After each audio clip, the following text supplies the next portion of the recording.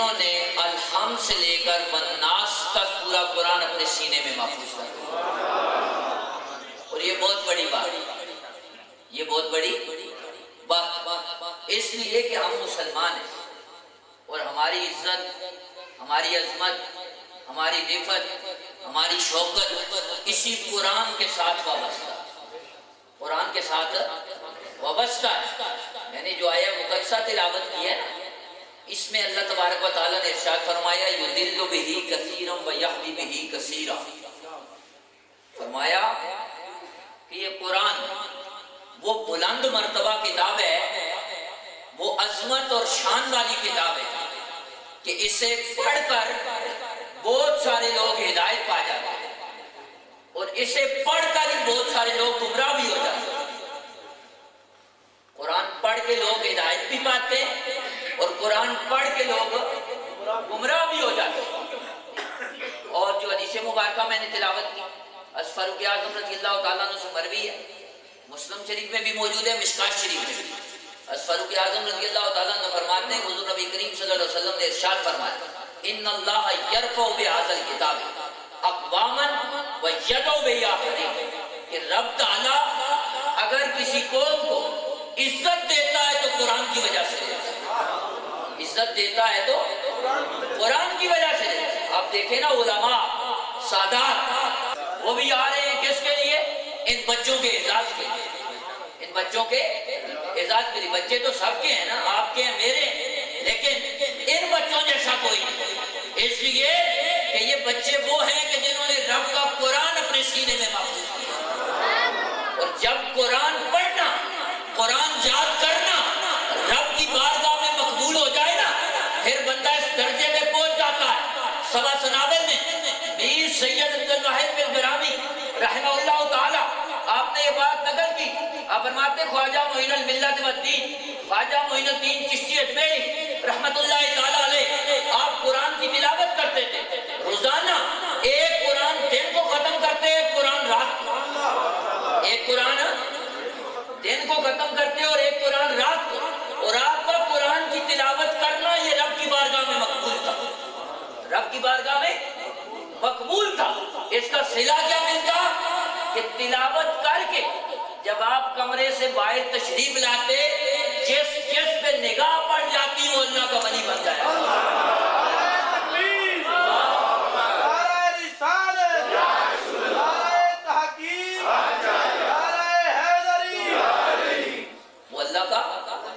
اس لیے قرآن مقبول ہو جائے تو صرف نگاہوں سے ولایت مانگتا ہے. تو قرآن پڑھا اور الحمدللہ یہ ایسے لوگ نہیں ہیں قرآن پڑھنے والے، اس لیے کہ قرآن کا ادب بھی سمجھتے ہیں، صاحب قرآن کا ادب بھی سمجھتے ہیں. تو انہی کا قرآن پڑھنا رب کی بارگاہ میں مقبول ہے. اور جب مقبول ہو جائے تو جدھر جدھر نگاہ ہوتی ہے پھر ولایت مانگتی ہے، تقسیم ہوتی جاتی ہے. برحال بات عرض کر رہا تھا وہ یہ کسی قرآن کے ساتھ فاروق اعظم فرماتے حضور نے فرمایا ان اللہ یرفع بہذا الکتاب اقواما ویدع بہ آخرین، کہ اگر رب کسی قوم کو عزت دیتا ہے، عظمت دیتا ہے اور اس کو اوج ثریا تک پہنچا دیتا ہے تو قرآن کی وجہ سے، اور اگر کسی قوم کو پستی کا شکار کر دیتا ہے، کسی قوم پہ ذلت اور رسوائی مسلط ہو جاتی ہے تو اس کی وجہ بھی قرآن سے دوری ہے، قرآن سے دوری ہے. یعنی اگر قرآن سے تعلق جڑ جائے تو پھر بندہ اوج ثریا تک پہنچ جاتا ہے، اور قرآن سے تعلق ٹوٹ جائے تو بندہ پستی کا شکار ہو جاتا ہے. آپ آسان لفظوں میں یوں سمجھے، صاحب تفسیر معالم التنزیل علامہ بغوی، انہوں نے تفسیر بغوی کے اندر یہ بات نقل کی ہے.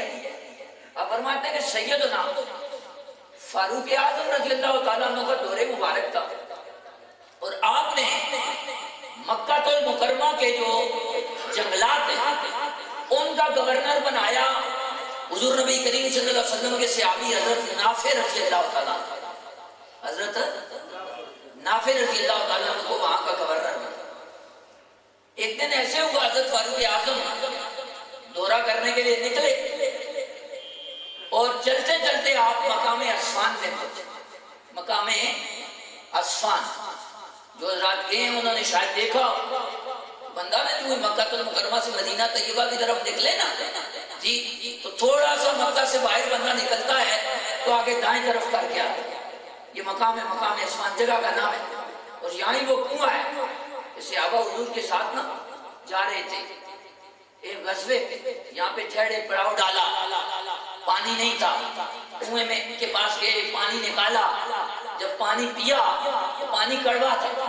بارگاہ مصطفیٰ میں آ کے عرض کیا یا رسول اللہ پانی کڑوا. حضور نے فرمایا ٹھہر.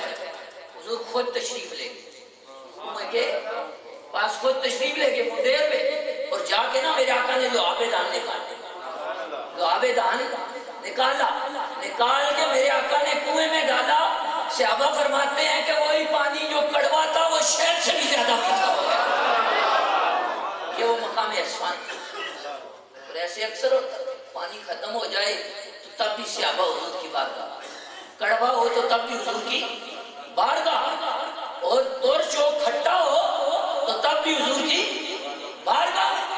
اس لیے کہ صحابہ بتانا چاہتے تھے کہ دیتا رب ہے لیکن دیتا تاجدار کائنات کے وسیلے سے. حضور کے وسیلے دیکھیں نا غزوہ تبوک میں جب صحابہ تشریف لے جا رہے تھے تو راستے میں پانی ختم ہو گیا تو حضور کی بارگاہ میں آئے، عرض کی یا رسول اللہ پانی ختم ہو گیا، وضو کے لیے پانی نہیں، غسل کے لیے نہیں، جانوروں کے لیے نہیں ہے، کھانا پکانے کے لیے بھی پانی نہیں ہے.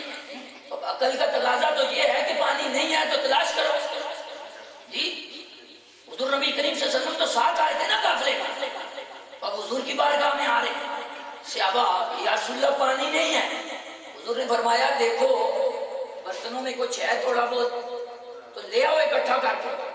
حضرت جابر اس حدیث کے راوی حضرت جابر فرماتے ہیں تمام صحابہ نے پانی جمع کیا، جمع کر کے نا تو ایک تھوڑا سا ایک برتن کے اندر جمع ہو گیا پانی، تو وہ رسول اللہ کی بارگاہ میں لا کے پیش کر دیا.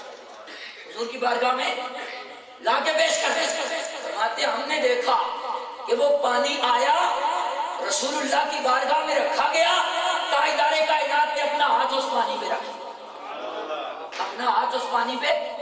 پھر کیا ہوا؟ حضرت جابر فرماتے ہیں فجعل الماء یفور من بین اصابعہ. فرماتے ہیں ہم نے دیکھا کہ تاجدار کائنات کی انگلیوں سے پانی کے چشمے جاری، پانی کے چشمے جاری ہو گئے. فاضل بریلوی بول پڑے، فرمایا انگلیاں ہیں فیض پر ٹوٹے ہیں پیاسے جھوم کر. انگلیاں ہیں فیض پر ٹوٹے ہیں پیاسے جھوم کر. ندیاں پنجاب رحمت کی ہیں جاری، واہ واہ. ندیاں پنجاب رحمت کی ہیں جاری، واہ واہ. پانی کے چشمے جاری ہو گئے. حضرت جابر سے کسی نے پوچھا جابر آپ کتنے بندے تھے کہ جنہوں نے وہ پانی پیا؟ حضرت جابر کہنے لگے کہ ہم بندے تھے تو 1400 یا 1500، لیکن لو کننا میت الفن لکفانا. اگر ہم 1,00,000 بندہ بھی ہوتا پتہ ادارے کائنات کی انگلیوں سے پانی کے چشمے جاری تھے، وہ ہم سب کو کفایت کر جاتا، سب کو فضا ہو جاتا.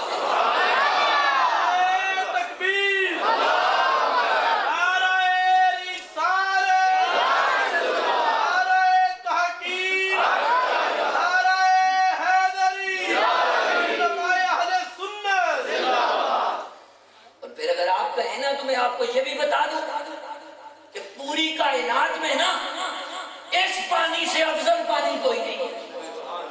اس پانی سے افضل پانی جو رسول اللہ کی انگلیوں سے.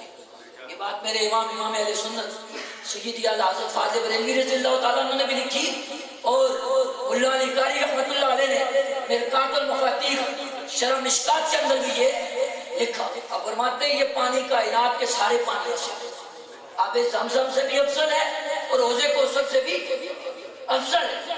اب فرماتے ہیں اس لیے کہ آب زمزم حوض کوثر سے افضل، آب زمزم حوض کوثر سے افضل. اب فرماتے ہیں کیوں؟ اس لیے کہ رسول اللہ صلی اللہ علیہ وسلم کے قلب عطر کو نسبت دینے کے لیے 4 مرتبہ جس پانی سے غسل دیا گیا وہ آب زمزم، وہ آب. فرماتے ہیں اگر حوض کوثر کا پانی افضل ہوتا نا تو پھر حوض کوثر سے غسل دیا جاتا. جی اس لیے کہ رب اپنے حبیب کے نسبت دے رہا ہے، تو رب کا انتخاب سب سے افضل پانی، تو آب زمزم سے غسل دیا جانا اس بات کی دلیل ہے کہ آب زمزم حوض کوثر سے بھی افضل ہے۔ آپ فرماتے ہیں آب زمزم افضل ہوا حوض کوثر سارے پانی۔ اب آب زمزم کیسے نکلا؟ جی جناب اسماعیل کی ایڑی سے، جناب اسماعیل کی، اور یہ پانی نکل رہا ہے تاجدار کائنات کی میرے آقا کی انگلیوں سے۔ فاضل بریلوی فرماتے ہیں کہ وہ بھی نبی ہے، میرے آقا بھی نبی ہے، لیکن صرف نبی نہیں، نبی الانبیاء ہے، نبی الانبیاء ہے۔ تو ویسے حضور کی ایڑی سے نکلتا تو تب بھی افضل ہوتا، لیکن یہ حضور کے دستے مقدس سے نکل رہا ہے، اس لیے اس پانی سے افضل کوئی پانی نہیں، کوئی پانی نہیں ہے۔ اور یہ تو ویسے بات آ گئی تو میں نے کر دی، اصل بات یہ کر رہا تھا کہ صحابہ کو کوئی مشکل پیش آ جائے نا، صحابہ بارگاہ رسول، تو یہ مقام عصفان وہ ہے۔ مقام عصفان پہ جب حضرت فاروق اعظم پہنچے نا، بات یاد ہے نا جی، فاروق اعظم پہنچے تو حضرت نافع وہاں پہ تھے، حضرت نافع سے ملاقات ہو گئی۔ فاروق اعظم فرمانے لگے نافع میں نے جو تمہیں گورنر بنایا جنگلات کا، تم یہاں؟ بس نافع کہنے لگے حضرت میں ایک کام سے آیا ہوں، میں نے پیچھے ایک بندے کو اپنا نائب مقرر کیا، میرا ایک نائب ہے۔ فرمائے نائب کس کو بنایا؟ نافع کہنے لگے کہ ابن ابزی، ابن ابزی۔ فاروق اعظم فرمانے لگے یہ ابن ابزی کون ہے؟ میں نہیں جانتا۔ تو حضرت نافع رضی اللہ تعالیٰ عنہ عرض کرنے لگے کہ حضور یہ میرا غلام ہے، یہ میرا غلام۔ فاروق اعظم جلال میں آ گئے، جلالی ہستی تھی ویسے بھی۔ فرمایا غلام کو بھی کبھی نائب بنایا جاتا ہے؟ غلام تو خدمت کرنے کے لیے ہوتا ہے، غلام کو لوگوں نے حاکم بنا دیا تھا، اس کو گورنر بنا دیا، وہ تمہارا نائب بن گیا، یہ کیسے ہو سکتا؟ تو حضرت نافع رضی اللہ تعالیٰ نے جو جملہ بولا نا، تفسیر بغوی کے اندر موجود ہے، اور وہ سنیے اور آپ اندازہ کیجئے کہ قرآن کی شان کیا ہے، قرآن پڑھنے والوں کی عظمت کیا ہے۔ حضرت نافع عرض کرنے لگے کہ امیر المومنین آپ کی بات حق ہے اور بجا ہے کہ نافع میرا غلام ہے، لیکن وہ قاری القرآن، عالم بالفرائض، وہ قرآن کا عالم ہے، وہ فرائض کا عالم ہے۔ جب فاروق اعظم نے یہ سنا تو فرمایا کہ میرے آقا نے سچ فرمایا تھا کہ اگر کوئی قوم غلام بھی ہو قرآن سے تعلق چھوڑے تو وہ لوگوں کی حاکم بن جایا کرتی ہے، لوگوں کی حاکم بن جاتی ہے، اس لیے قرآن سے تعلق چھوڑے، قرآن سے تعلق چھوڑے۔ آج ہم قرآن سے دور ہو گئے، یہ تو خوش نصیب والدین ہیں اور خوش نصیب ہیں ان کے بچے جنہوں نے قرآن پڑھا اور والدین نے ان کو مدرسے میں چھوڑا کہ قرآن پڑھو۔ اس لیے کہ قرآن سے افضل کوئی تعلیم نہیں، قرآن سے افضل کوئی تعلیم نہیں۔ اور جس سینے میں قرآن آ جائے، جس سینے میں قرآن آ جائے، جہنم کی آگ کو جلانا تو دور کی بات ہے، جہنم کی آگوں سے چھو بھی نہیں سکتے، جہنم کی آگوں سے۔ میرے آقا کا فرمان ہے فرمان لو جعل القرآن فی اعاب ثم القی فی النار ما مسہ النار۔ میرے آقا نے فرمایا قرآن کو اگر کچے چمڑے کے اندر لپیٹ دیا جائے، کچے چمڑے کے اندر لپیٹ دیا جائے، لپیٹنے کے بعد اسے آگ میں ڈالا جائے، اسے آگ چھو بھی نہیں سکتی، آگ چھو بھی نہیں سکتی۔ اب اس کا ظاہری معنی تو یہ ہے کہ کچا چمڑا لیں اس کے اندر لپیٹیں، لیکن اس طرح آپ ڈالیں تو قرآن کو آپ جلا دیں، یہ جو قرآن ہے اور رات یہ جل جائیں گے۔ جی شاہدین حدیث فرماتے ہیں کہ اس کا مطلب یہ ہے کہ حافظ قرآن جس کے کچے چمڑے سے مراد ہے مومن کا دل، جس دل میں جس سینے میں قرآن آ گیا، اب جہنم کی آگ جلانا تو دور کی بات نہیں، اس حافظ قرآن کو چھو بھی نہیں سکتی، اس کو چھو بھی نہیں سکتی۔ اور صرف یہ حافظ قرآن کی شان نہیں ہے، میرے آقا فرماتے ہیں کہ اپنے خاندان کے وہ 10 بندے، وہ 10 بندے کہ جن پہ جہنم واجب ہو چکی ہوگی، حافظ قرآن قیامت کے دن رب کی بارگاہ میں شفاعت کر کے ان 10 بندوں کو جنت میں لے جائے گا۔ روایت میں یہ بھی ہے میرا کا فرماتا ہے صرف 10 نہیں بلکہ اس کی 7 پشت، اس کی 7 پشتوں میں جتنے بننے بعض علماء نے استدلال کیا وہی وکانا ابوہما صالحا سے کہ وہ جو 2 بچے تھے نا جن کی دیوار گر رہی تھی اور خضر علیہ السلام نے سیدھی کر دی تھی، فرمایا وہ بچے 7ویں پشت میں آتے جی، اولیاء اللہ کی 7ویں پشت میں تھے، اللہ تعالیٰ نے ان کے لیے جو خزانہ تھا اس کی حفاظت فرمائی، تو فرمایا 7 پشتوں تک رب تعالیٰ جتنے بھی لوگ ہیں اس کے خاندان میں رب تعالیٰ اس کی شفاعت سے ان پر جن پر جہنم واجب ہو چکی ہوگی اس کی شفاعت سے انہیں جنت میں بھیجے۔ اس سے بڑا کوئی اعزاز ہے جی؟ لیکن پھر ہم قرآن سے خود، میں یہ نہیں کہتا کہ انگلش نہ پڑھو، فلسفہ نہ پڑھو جی، لیکن ہمارا مقصود انگلش تو نہیں، ہمارا مقصود فلسفہ تو نہیں ہے، ہم مسلمان ہیں جی۔ آج دیکھیں نا یہ ذلت اور رسوائی ہم پہ مسلط ہے تو اس کی وجہ کیا ہے؟ یہی کہ ہم قرآن سے دور ہوئے، ہم قرآن سے دور ہوئے۔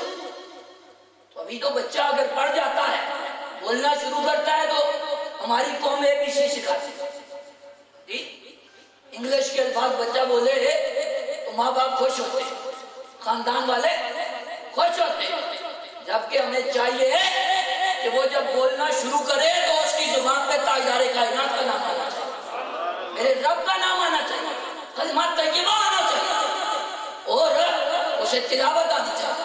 اور یہ بات بھی میرے ذہن میں آ گئی، غالباً کل میں دیکھ رہا تھا سوشل میڈیا، کسی جگہ پہ نا میڈیا والے گئے تو بچی تھی چھوٹی سی بچی تھی، تو میڈیا والا اس کو کہتا ہے کہ بازار میں گئے تھے، وہ خریداری کرنے گئے تھے، تو میڈیا والا اس کو کہتا ہے کہ آپ گانا سنائیں گی، آپ گانا سنائیں گی، جس طرح میڈیا والے چلے جاتے اور سب سے پوچھتے ہیں، لیکن اس بچی نے جو جواب دیا نا حیران کر کے رکھا، اس نے کہا کہ میں مسلمان ہوں، میں سورہ فاتحہ سناؤں، میں سورہ فاتحہ سناؤں۔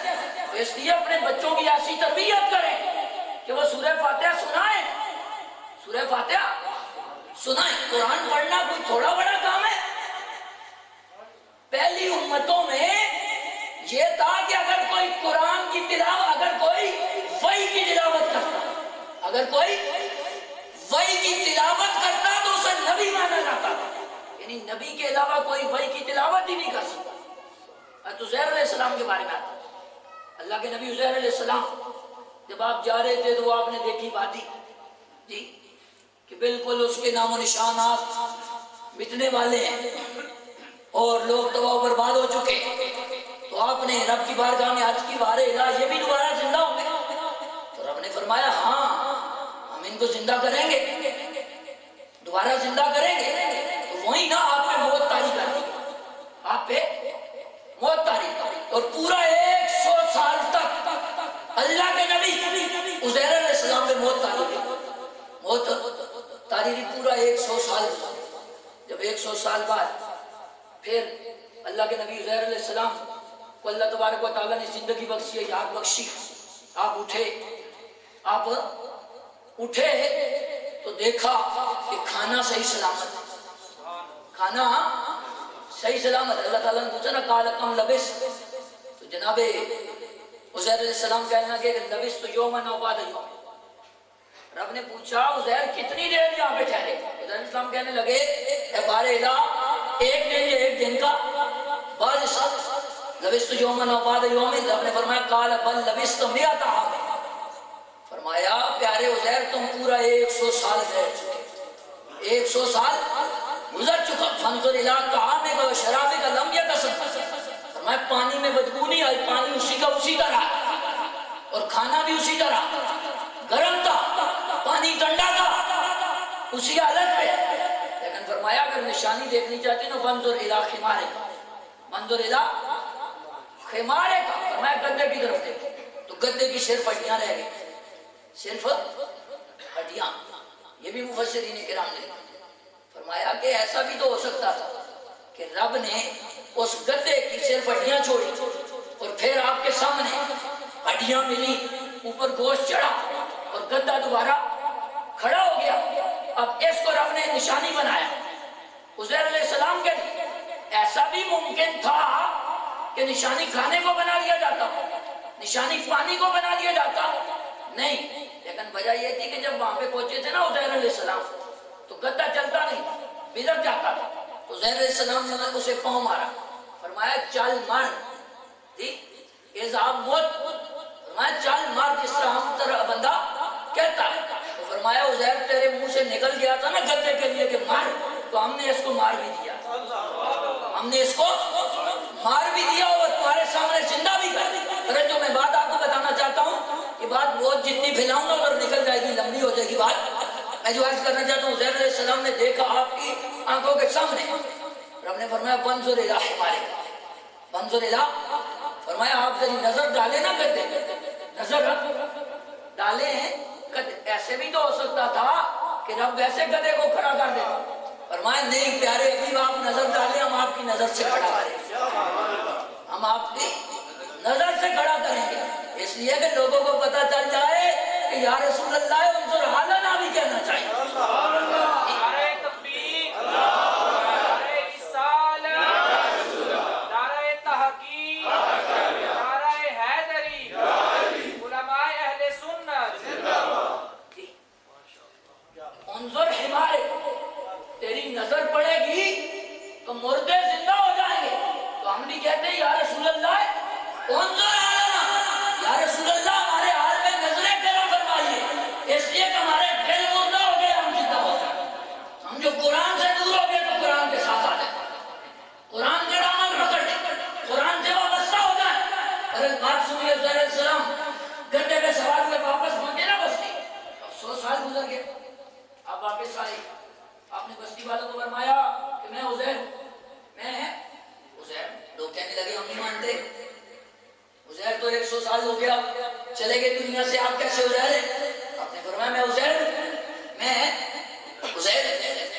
لوگ نا آقا بھائی پہ آئے، کچھ کہنے لگے کہ ہیں، کچھ کہنے لگے کہ نہیں، تو اب جھگڑا بن گیا۔ اتنے میں ایک بندہ کہنے لگا کہ ایک بڑھیا ہے، ایک بڑھیا ہے، اس کی عمر 100 سال سے زیادہ ہے لیکن اس کی بینائی نہیں، اس کے پاس جاتے ہیں، اسے کہتے ہیں کہ وہ بتائے کہ آیا یہ عزیر ہیں کہ نہیں۔ عزیر علیہ السلام کے پاس اس بڑھیا کو لے کے آئے، بڑھیا نے جب آواز سنی وہ کہنے لگی کہ آواز تو جانی بے جانی لگتی ہے، سنی ہوئی لگتی ہے، لیکن اگر آپ اللہ کے نبی عزیر ہیں نا تو پہلے میری بینائی ٹھیک ہے، پہلے میری بینائی ٹھیک ہے۔ عزیر علیہ السلام نے دم کیا، اللہ تعالیٰ نے بینائی واپس لوٹا، بینائی واپس لوٹا، اس لیے اللہ والے یہ کرتے ہیں، قرآن کی تفسیر ہے۔ ہو گیا، جب اس کی بینائی آئے گی تو وہ کہنے لگی کہ ابھی تو اتنا عرصہ گزر گیا، میں کیسے پہچانوں؟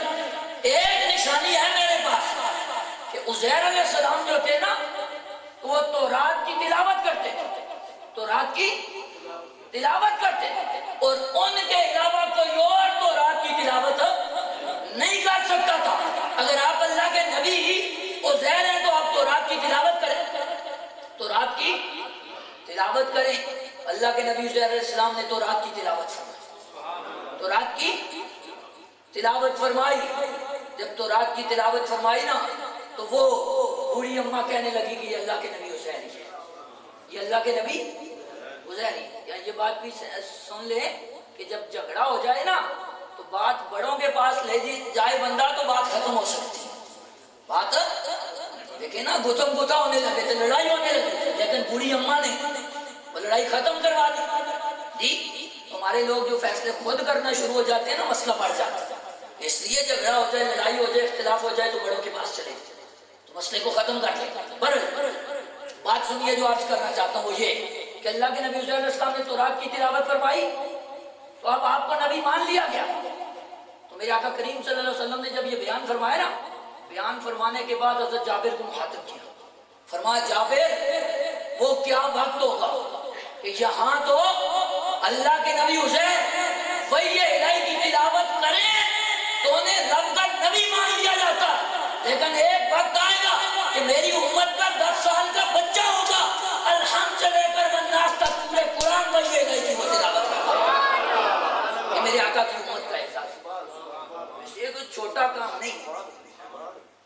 چھوٹا کام نہیں ہے. ہم نے تو یہ سمجھا بس نوکری میں جی ہم انگلش پڑھائیں انگلش جی بالکل انگلش پڑھانی چاہیے، وقت کی ضرورت. میں تو یہ کہتا ہوں دینی مدارس میں بھی پڑھانی چاہیے، وقت کی ضرورت ہے، لیکن صرف انگلش پڑھنے والا آپ کی قبر پہ آ کے دعا نہیں کرے گا. قبر پہ دعا وہی کرے گا کہ جس کو آپ نے قرآن پڑھایا، جس کو آپ نے سورہ فاتحہ پڑھائی، جس کو آپ نے دعا کرنی سکھائی ہے.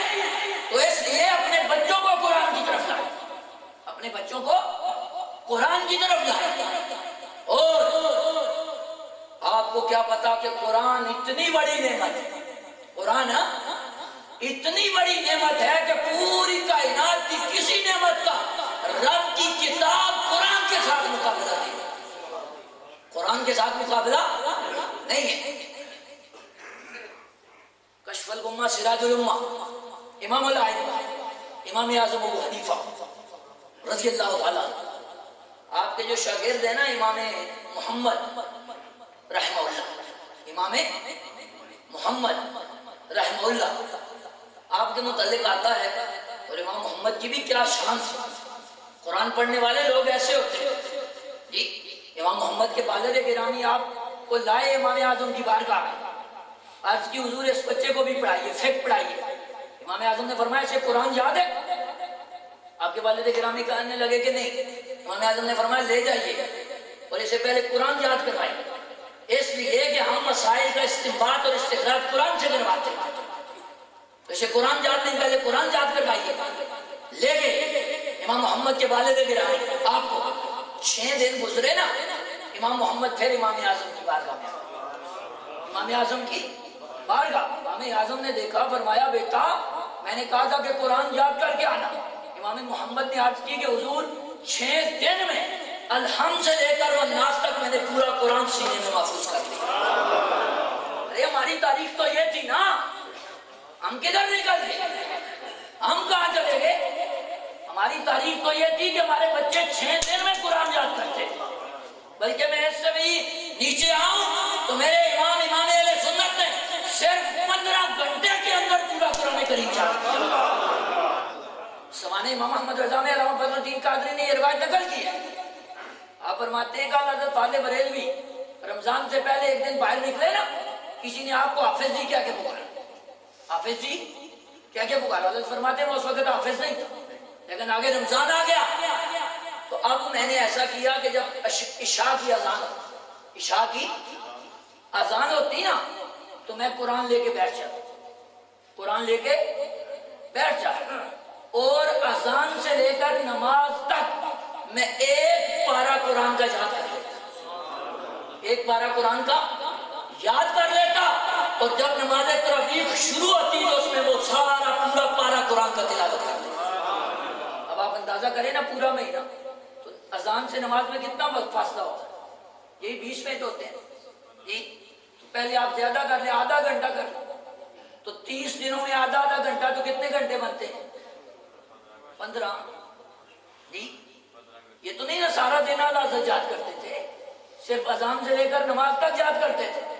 تو صرف 15 گھنٹے میں الحمد سے لے کر والناس تک پورا قرآن یاد کیا.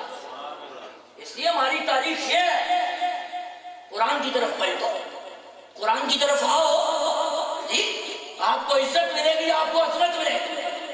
آپ دیکھیں نا، ویسے تو لوگ خاندانوں کی بنا پر عزت کرتے ہیں یا پیسے کے بل بوتے پہ عزت ہوتی ہے جی. جس کے پاس مال و دولت زیادہ ہو تو اس کی عزت ہے، لیکن رب تعالیٰ نے آپ سے قرآن کو یہ عزت دی. آپ دیکھیں چھوٹا بچہ ہو، جس خاندان کا، جس علاقے کا بھی ہو، رنگ جیسا بھی ہو، رب کعبہ کی قسم ہے کہ سفید داڑھی والے بھی اس کے ہاتھ چھوتے ہوئے نظر آتے ہیں جی. تو آپ کیا سمجھتے ہیں ڈاکٹر بندہ بن جائے تو ڈاکٹروں کو بھی لوگ گالیاں ہی دیتے ہیں، بے شک اس کی دعائی سے نا صحت یاب بھی ہو جائے تو باہر نکل کے گالیاں ہی دیتے ہیں کہ فیس بہت لیتا ہے جی. 3 گھنٹے بٹھائے رکھا ہے، یہ چیک کرتا ہے جی. ہاتھ تو لگایا نہیں تو صرف دوائی لے کے دی تو 1000 روپے فیس لے، یہی ہوتے. لیکن بچہ جیسا بھی ہے، جس کا بھی ہے، یہ پتہ ہی نہیں جی. اور پھر وہاں تو جائے گا نا، کالج میں پڑھے گا، یونیورسٹی میں، تو جب تعلیم مکمل کرے گا تو تب ڈاکٹر بنے گا، تب ڈاکٹر بنے گا۔ قرآن کا اعزاز یہ ہے کہ بچہ مدرسے میں آیا، ایک ہفتے کے بعد گھر میں گیا، بے شک ابھی اس نے حفظ شروع ہی نہیں کیا، لوگ اسے حافظ جی کہہ کے پکارتے ہیں، لوگ اسے حافظ جی کہہ کے پکارتے ہیں۔ تو اس وجہ سے قرآن کی طرف آیا، اور امام محمد نے 6 دن میں قرآن جانا ہے، اور اللہ نے امام محمد کو حسن بھی دیا، حسن بھی دیا تھا۔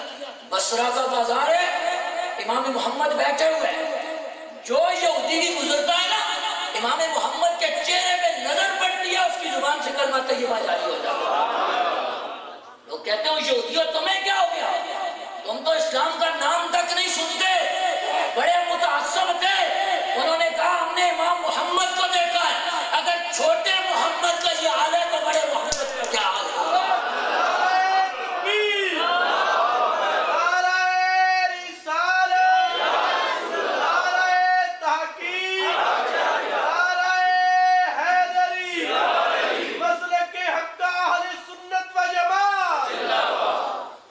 اس لیے قرآن کی طرف آئے۔ آپ کو کس نے قرآن سے بگا دیا، قرآن سے دور کر دیا، رسول اللہ سے دور کر دیا؟ نہیں مسلمانوں، تمہاری عزت، عظمت، رفعت اور شوکت قرآن کے ساتھ، قرآن کے ساتھ۔ دیکھیے نا ہمارے اکابر ایسے کرتے تھے کہ جب بچہ 4 سال 4 مہینے 4 دن کا ہوتا تو اس کی بسم اللہ خانی کی مجلس ہوتی تھی، قرآن پڑھایا جاتا تھا، قرآن کی ابتدا کروائی جاتی تھی۔ حضرت خواجہ بہاؤالدین زکریا ملتانی رحمہ اللہ، آپ کے متعلق آتا ہے کہ آپ کی عمر جب 4 سال 4 مہینے 4 دن ہوئی نا تو آپ کی بسم اللہ خانی کی مجلس ہوئی، اور خواجہ معین الملت والدین امام چشتی اہل بہشت سید معین الدین چشتی اجمیری رحمت اللہ تعالیٰ علیہ آپ تشریف لائے، لیکن ادھر خواجہ معین الدین ناگوری کو کہوں کہ آپ جائیں، بسم اللہ آپ پڑھائیں گے، آپ بھی آگے، اور خواجہ بہاؤالدین زکریا ملتانی کو بٹھایا گیا آپ کے ساتھ۔ آپ نے فرمایا بیٹا پڑھو بسم اللہ الرحمن الرحیم، پڑھو بسم اللہ الرحمن الرحیم۔ تو خواجہ بہاؤالدین زکریا ملتانی رحمت اللہ علیہ نے چند منٹ توقف فرمایا، توقف فرمانے کے بعد آپ نے اعوذ باللہ پڑھا، پھر بسم اللہ پڑھی، اور بسم اللہ پڑھنے کے بعد پہلا پارہ قرآن کا زبانی سنا ہے، پھر دوسرا، پھر تیسرا، اسی طرح 15 پارے قرآن کے زبانی سنا، 15 پارے قرآن کے زبانی سنا دیے۔ خواجہ معین الدین ناگوری کہنے لگے کہ حضرت آگے بھی پڑھیے، آگے بھی پڑھیے۔ تو خواجہ بہاؤالدین زکریا ملتانی کہنے لگے کہ میری والدہ کو 15 پارے یاد تھے، وہ اٹھتے بیٹھتے کھاتے پیتے کام کرتے ہوئے یہ 15 پاروں کی تلاوت کرتی تھی، میں نے ان کے پیٹ کے اندر یہ 15 پارے ڈالے۔ ہماری تو تعریف یہ، آپ کدھر چلیں گے جی؟ ہماری تاریخ یہ ہے کہ ماں کے پیٹ میں 15 پارے، اور میرے غوث الاقیاس، قطب الاقطاب، غوث الجن والانس، غوث الارض والسماء، سید شیخ عبد القادر جیلانی الحسنی والحسینی رضی اللہ تعالیٰ۔ آپ کی یوں تو اتنی کرامتیں ہیں کہ علامہ فروز قادری نے تو یہ لکھا کہ کروٹ بدلتے تھے تو کرامت کا ضرور ہوتا، قدم اٹھاتے تو کرامت ظاہر ہوتی، کرامت ظاہر ہوتی۔ ایک دفعہ نا آپ کے مرید کہنے لگے حضرت بڑا عرصہ ہو گیا آپ کی کرامت نہیں دیکھی، آپ نے فرمایا جاؤ پورا بغداد گھومو، اور جو سب سے نکمے اور بڑے گناہگار بندے تمہیں ملے نا 140 بندہ لے آؤ، 140 بندہ لے آؤ۔ وہ پورا بغداد پھرے، پورا دن لگایا، شام کو 140 بندہ لا کے کھڑا کر دیا کہ حضور یہ سب سے بڑے گناہگار ہیں، آپ آئیے۔ آپ باہر آئے نا، ایک طرف سے نگاہ ڈالنی شروع کی، دوسری طرف تک پہنچے تو سب کو اللہ کا ولی بنا دیا، سب کو اللہ کا ولی بنا دیا۔ وہ اس پاک کی کرامت ہے، اس پاک کی نگاہ پڑ جائے تو ولی بنتے، وہ ایسے سے بھی ہمارے بزرگ ہیں جی کہ نگاہ پڑ جائے تو کافر مسلمان ہو جاتا ہے. مجھے یاد آ گیا خواجہ غلام حسن سہواگ رحمۃ اللہ علیہ کا واقعہ. آپ ریل کے اندر سفر کر رہے تھے, نقشبندیوں کے آپ امام اور پیشوا ہے, تو خادم آپ کو نا دوبارہ تھا جی, تو اس نے دیکھا کہ ایک نوجوان آ رہا ہے بہت خوبصورت جی, بڑا حسن دیا تھا رب نے اس کو, تو وہ اس نے نا تھوڑا زور سے دبایا, زور سے دبایا. خادم جو ہوتے ہیں وہ تھوڑا سمجھتے ہیں, بزرگوں کو بھی زور سے دبایا. تو آپ نے آنکھ کھولی, فرمایا کیا ہو گیا؟ وہ کہنے لگا حضرت نوجوان آ رہا ہے اور رب نے بڑا حسن دیا ہے, وہ جو دیکھتا ہے دیکھتا ہی رہ جاتا ہے, لیکن آج یہ ہے کہ ہے یہ یہودی, ہے یہ یہودی, اور اگر آپ مہربانی فرمائیں نا, اگر آپ مہربانی فرمائیں تو اسے مسلمان کر دیں. آپ نے فرمایا پھر آنے, پھر آنے. جب قریب آیا خواجہ غلام حسن سہواگ رحمت اللہ علیہ نگاہ اٹھا کے اس کی طرف دیکھا, نگاہ اٹھا کے اس کی طرف دیکھا, اس کی زبان میں کلمہ طیبہ جاری ہو گیا. اب وہ کلمہ طیبہ ہی پڑھتا, گھر گیا تو کلمہ پڑھے. اس کے والد نے دیکھا کہ میں تو کلمے کا نام نہیں سننا چاہتا, یہودی ہوں, تو میرا بیٹا کلمے کو چھوڑتا ہی نہیں. اس نے کیس کر دیا غلام حسن سہواگ جی. انگریز کا دور تھا, آپ کو بلا لیا کہ آ جاؤ جی, آ جاؤ کورٹ میں آ جاؤ کہ آپ نے کلمہ پڑھایا جی. جس طرح آج دین کا نام لینا نا ہمارے لیے بڑا مشکل ہو گیا, اور یہ بھی بہت بڑا جرم ہو گیا. وہ بھی دور تھا کلمہ پڑھانا بھی جرم, کلمہ پڑھانا بھی جرم ہے. بلوچستان میں بات نہیں کرتا, پھر آپ کہیں گے شاید سیاسی تقریر شروع ہو گئی. برل اس طرف ہی ہم رہتے ہیں. جو بات میں قرآن کی طرف ہی لا رہا ہوں جی, آپ تھک تو نہیں گئے نا جی, جی جی جی بالکل توجہ کے ساتھ سنیں, اور میں بھی آپ کا ٹائم نہیں ضائع کر رہا. کوئی جی جی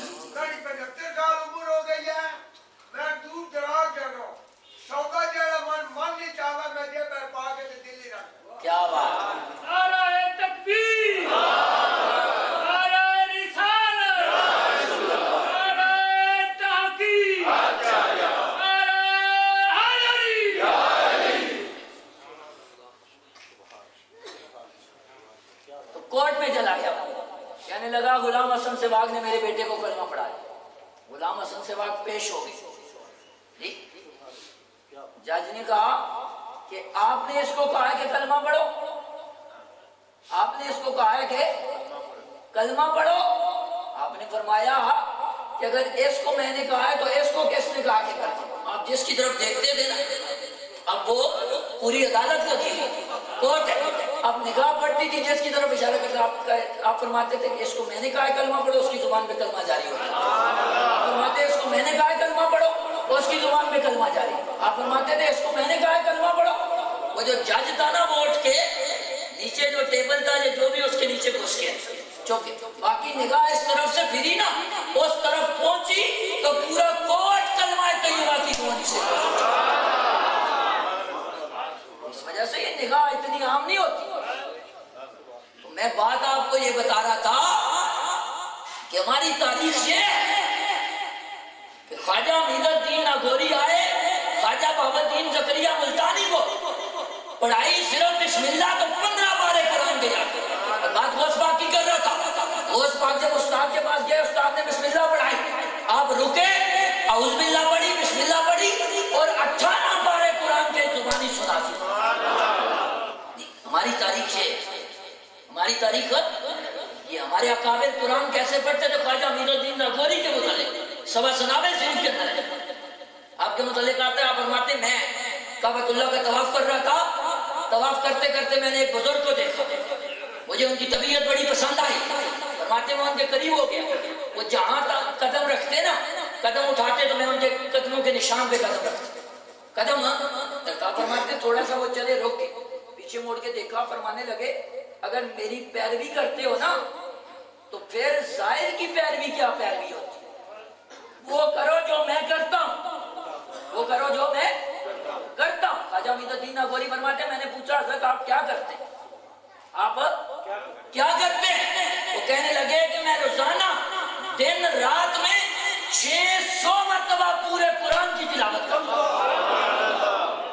قرآن کی تلاوت کر. خواجہ امید الدین ناگوری فرماتے میرے ذہن میں بات آئی, میں نے کہا 600 مرتبہ کیسے ہو سکتا ہے؟ یہ تو ممکن نہیں ہے. صرف ایک تصور میں مفہوم لاتے ہوئے قرآن کا. فرمایا میرے ذہن میں ابھی یہ بات آئی نا, مجھے مخاطب کر کے فرمایا کہ صرف تصور میں نہیں لاتا, الحمد سے لے کر والناس تک لفظ و لفظ پورے قرآن کی ایک دن میں 600 مرتبہ میں تلاوت کرتا ہوں. ہماری تاریخ یہ, ہماری تاریخ یہ.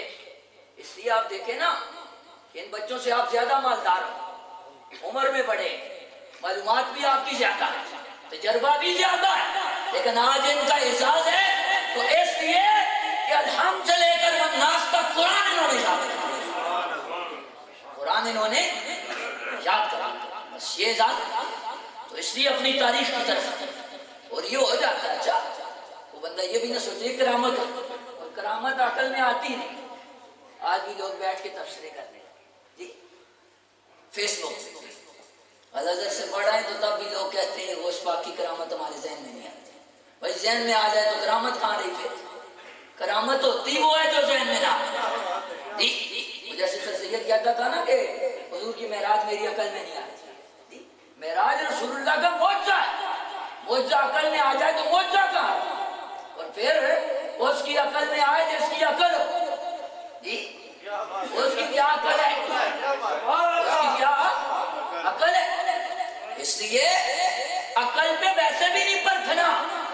اور مقام مصطفیٰ کو آج جس طرح لوگ آپ کو آگے کہتے ہیں نا جی حضور بشر ہے, حضور نور نہیں ہے جی, اس لیے کہ بشر اشرف المخلوقات ہے تو یہ اشرف المخلوقات سے نکال لے.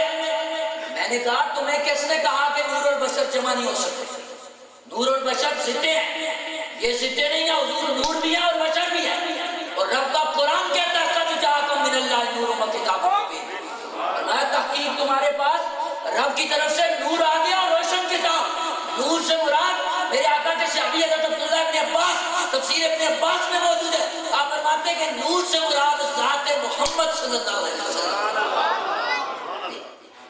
تو اس لیے میں آگے چل کے بات کرتا ہوں. برحال عقل نہیں دڑانی چاہتی کہ آپ عقل کو لیں کہ عقل یہ کہتی ہے, عقل کیا کہتی ہے, عقل میں کیا ہے جی. بس ہم حضور کے بارے میں مانیں, ہم اولیاء کے بارے میں مانیں, عقل مانے یا نہ مانے, عقل مانے یا نہ مانے. تو میں بات کر رہا تھا کہ قرآن دو جان, یہ بھی نہ اگر آپ دیکھیں قرآن کی تلاوت سورت کے ساتھ تیزی سے.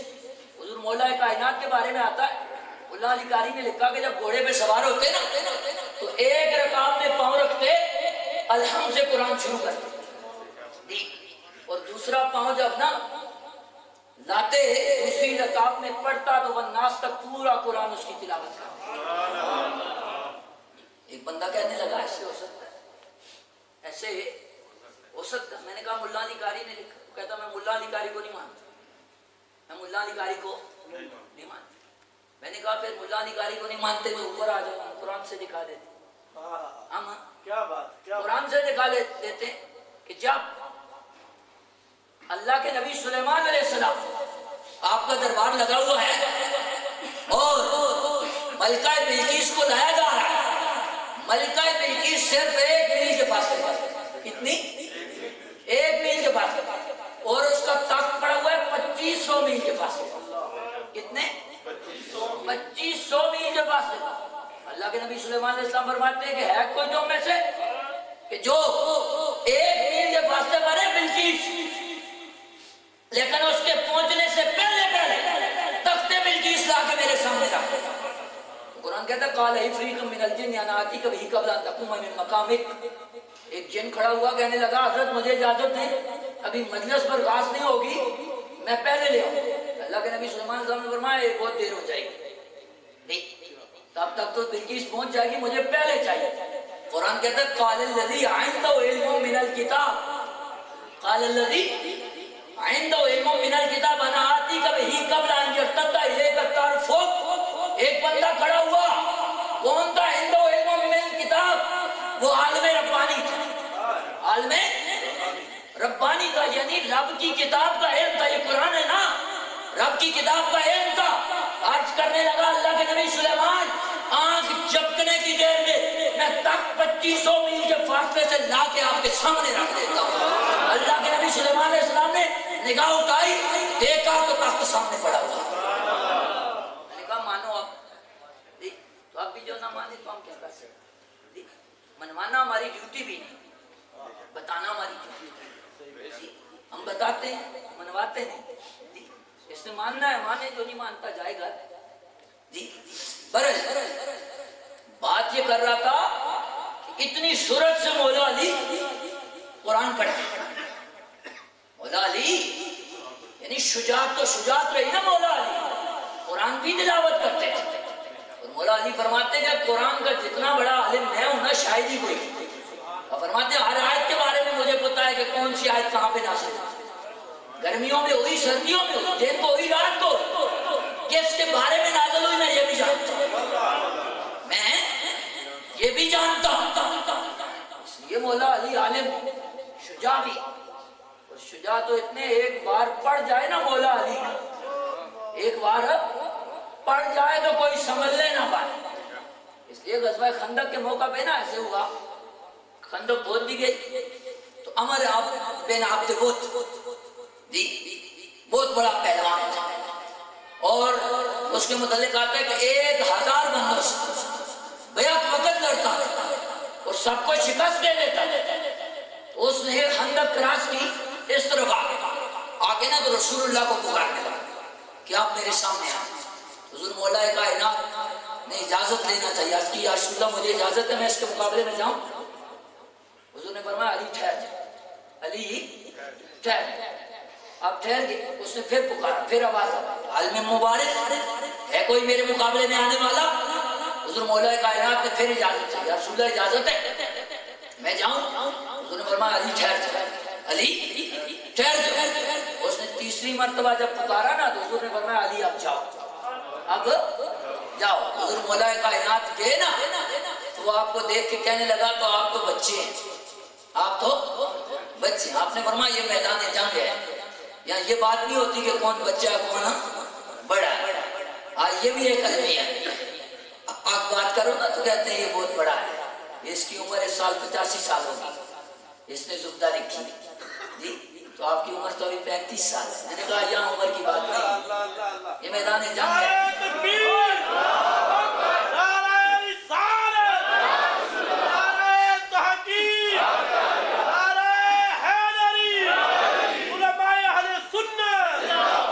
اس لیے اس بات کو چھوڑو۔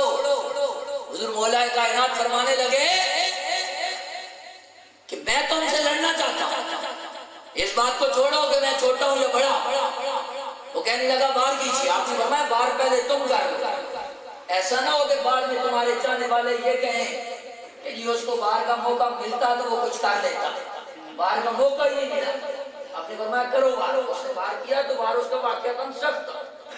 صاحب مودت القربہ نے لکھا ہے کہ حضور مولا کائنات نے نا اس کے باہر کو ڈال پہ روکا تو ڈال کے 2 ٹکڑے ہو گئے، ڈال کے 2 ٹکڑے ہو گئے، اور اس کی جو تلوار تھی حضور مولا کائنات کی پیشانی پہ آگے لگی اور یہاں خراش ڈال دیا، لیکن پھر بھی مولا علی نے بار کو سنبھال لیا۔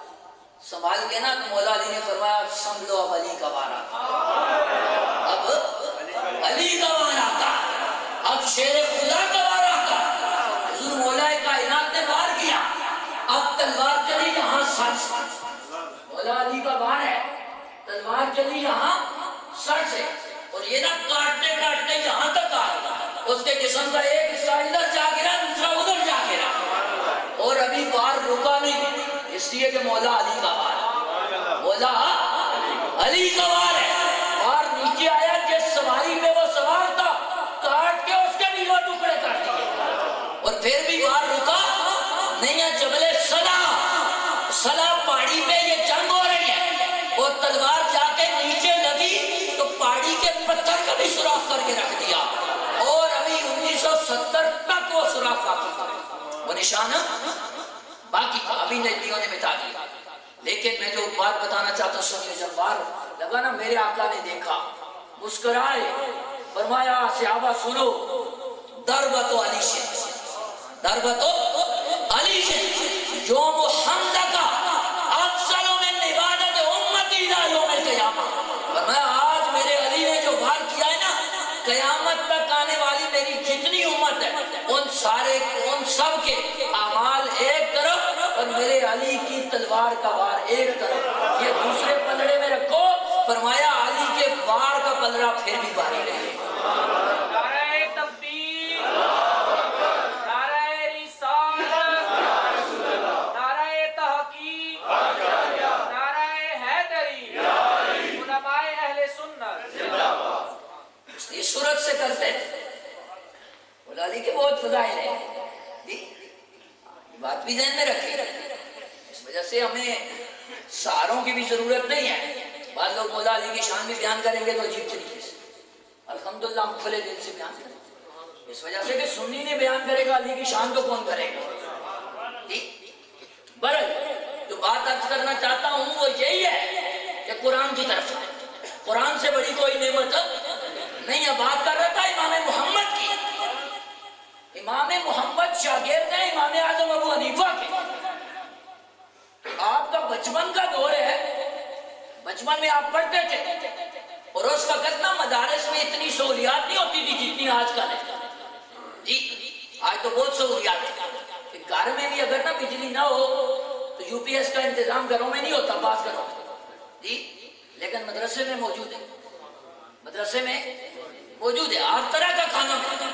رب کعبہ کی قسم ہے، میں خود جب حفظ کرتا تھا نا تو ہم مانگ کے کھاتے تھے جی، میں سنت دال پڑھتا تھا مانگ کے کھاتے تھے، صبح اٹھ کے جانا مانگ کے لانا، اور یہ نہیں کہ مجھے کوئی شرمندگی، میں نے دین پڑھنے کے لیے مانگا جی، اس وقت میں مانگتا تھا، آج رب نے عزت دی، آج رب نے، آپ کو کیا پتا کہ میں کتنا گندا آدمی جی، یہ میرے اعمال کیا ہے، لیکن اس کی وجہ سے رب نے یہ عزت دی ہے نا، آج میں یہاں پہ بیٹھا ہوں جی، آج یہاں پہ بیٹھا ہوں تو یہ دین کی وجہ سے، اس لیے ہم مانگ کے خود میں کھاتا تھا، میری اتنی عمر نہیں، لیکن ابھی طلباء کے لیے بہت سہولیات ہیں، ہر قسم کی سہولت موجود ہے، لیکن اس وقت یہ دور نہیں تھا۔ امام محمد رحمۃ اللہ علیہ فرماتے ہیں ایسا ہو گیا کہ 3 دن میں نے کچھ کھایا پیا، 3 دن ہو نہ کچھ کھایا نہ کچھ پیا۔ فرماتے ہیں قریب ایک ہوٹل تھا، میں اس میں چلا گیا، میں نے ہوٹل کے مالک کو کہا کہ میں 3 دن سے فاقے سے ہوں، بھوکا ہوں، تم ایک مہربانی کرو، مجھے ایک روٹی دے دو، مجھے ایک روٹی دے دو، اس کے بدلے میں تمہیں 3 مسئلے بتا دیتا ہوں، 3 مسئلے بتا دیتا ہوں۔ امام محمد فرماتے ہیں میں نے جب یہ بات کی تو اس بندے نے شور ڈال دیا، اس بندے نے شور ڈال دیا، کہنے لگا سنو لوگو، اس دور میں بھی آنا تھا، اس دور میں بھی آنا تھا کہ لوگوں نے پیسے لے کے مسئلے بتانے، پیسے لے کے مسئلے بتانے، میں ویسے اس کا قائل نہیں ہوں پیسے لے کے مسئلے بتانے جی، جس طرح آج ہماری قوم کرتی ہے، ہمارے خطبہ بھی جی، ٹائم دیا جائے تو پہلے کہتے ہیں اتنے ہزار ہمارے اکاؤنٹ میں بھیج دیں، پھر ڈیٹ کلیئر ہو جائے جی، ایسے یہ علماء کا طریقہ نہیں۔ ہاں یہودیوں کے علماء کا یہ طریقہ تھا، یہودیوں کے علماء کا یہ طریقہ ہے، پیسے لے کے مسئلے بیان کرتے تھے، لیکن ہم پیسے لے کے بیان نہیں کرتے، پھر بھی رب دیتا ہے، رب دیتا اور اتنا دیتا ہے کہ ہم اندازہ نہیں کر سکتے جی، رب کعبہ کی قسم، اس طرح بھی نہ کسی کو کہتے ہیں تو اس نے کبھی یہ نہیں کہا جی کہ نہیں، اس طرح ہی دیتا ہے تو پھر تقریر کے مانگ کے لینے کے کیا کرنا جی، رب دیتا ہے۔ وہ اس نے شور ڈالا، کہنے لگا لوگوں سنو، اس دور میں بھی آنا تھا، لوگوں نے پیسے لے کے کھانا لے کے مسئلے بتانے۔ امام محمد فرماتے ہیں میں نے جب یہ بات سنی تو میری غیرت نے گوارا نہیں کیا، میں واپس آ گیا، اب ہوا کیا، وہی جو بندہ تھا نا بڑا مالدار، اس نے قسم اٹھا لی، کہنے لگا کہ جب میں اپنی بچی کی شادی کروں گا نا، بیٹی کی، تو میں یہ قسم اٹھاتا ہوں کہ اگر دونوں جہان کی نعمتیں میں اپنی بیٹی کو جہیز کے اندر نہ دوں نا تو میری بیوی کو 3 طلاق، میری بیوی کو 3 طلاق، قسم اٹھا لی۔ اب وقت آ گیا بچی کی شادی، بچی کی شادی، اب چیزیں لائے، 2 جہان کی نعمتیں اکٹھی کر، بھائی 2 جہان کی نعمتیں کون اکٹھی کر سکتا ہے؟ ہر ملک کی مختلف نعمتیں دی، ہر بندے کو اللہ نے الگ الگ نعمتیں دی ہیں، تو کیسے اکٹھی کرے، پھر لسٹ بنائے اتنی چیزیں باقی، پھر اکٹھی کرے لسٹ بنائے پھر باقی، اسی طرح کرتا رہا نا جا، اسے غم لائق ہو گیا کہ اب تو بیوی کے علماء کے پاس دوڑا بھاگا، علماء نے کہا ہمارے پاس اس کا کوئی حل نہیں، ہمارے پاس اس کا کوئی حل نہیں، لیکن اسی کسی نے بتایا کہ امام محمد ہیں ان کے پاس چلے جاؤ مسئلے کا حل مل جائے گا۔ وہ امام محمد کا شباب کا دور تھا جی، وہی امام محمد جو آئے تھے اس کے پاس جی، تو ایک روٹی مانگی تھی تو اس نے شور ڈالا تھا، تو گیا، امام محمد نے دیکھتے ہی پہچان لیا کہ وہی بندہ ہے، تو اس نے تو نہیں پہچانا جی، اس لیے کہ بچپن تھا نا امام محمد کا، تو اس نے نہیں پہچانا، امام محمد پہچان گئے، آیا کہنے لگا حضرت ایک مسئلہ ہے حل فرما دے۔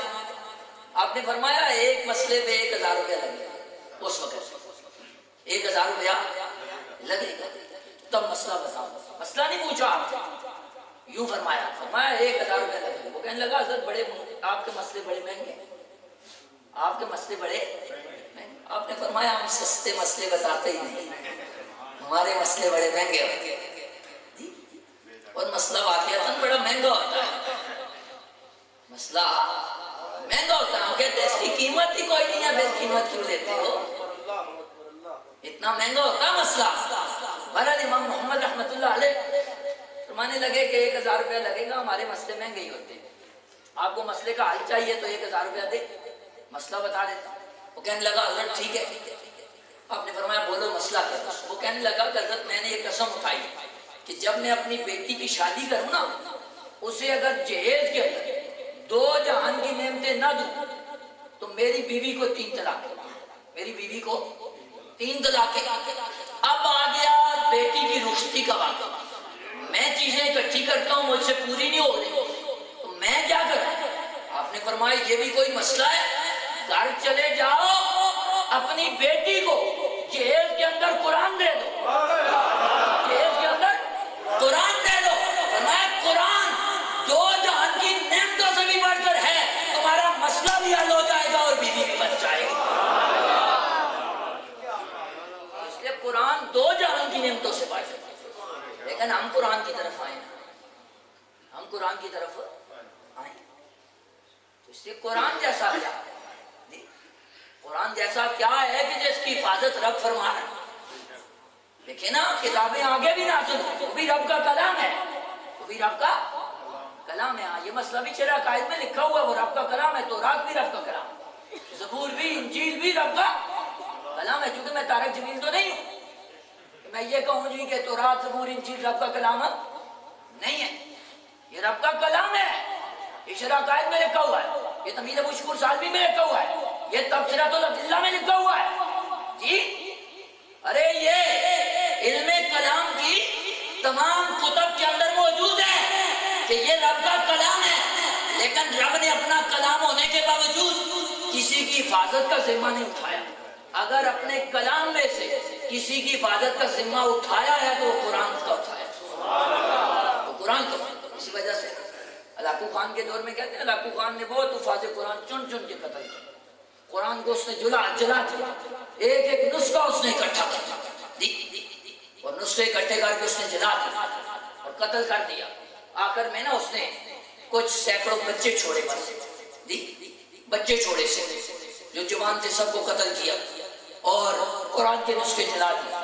کھڑا ہوا نا اوپر اونچی جگہ پہ، کہنے لگا آج میں نے قرآن ختم کر دیا، قرآن ختم کر دیا، جلا دیا میں نے، اب دنیا میں قرآن کا کوئی نسخہ باقی نہیں ہے، قرآن نہیں رہا۔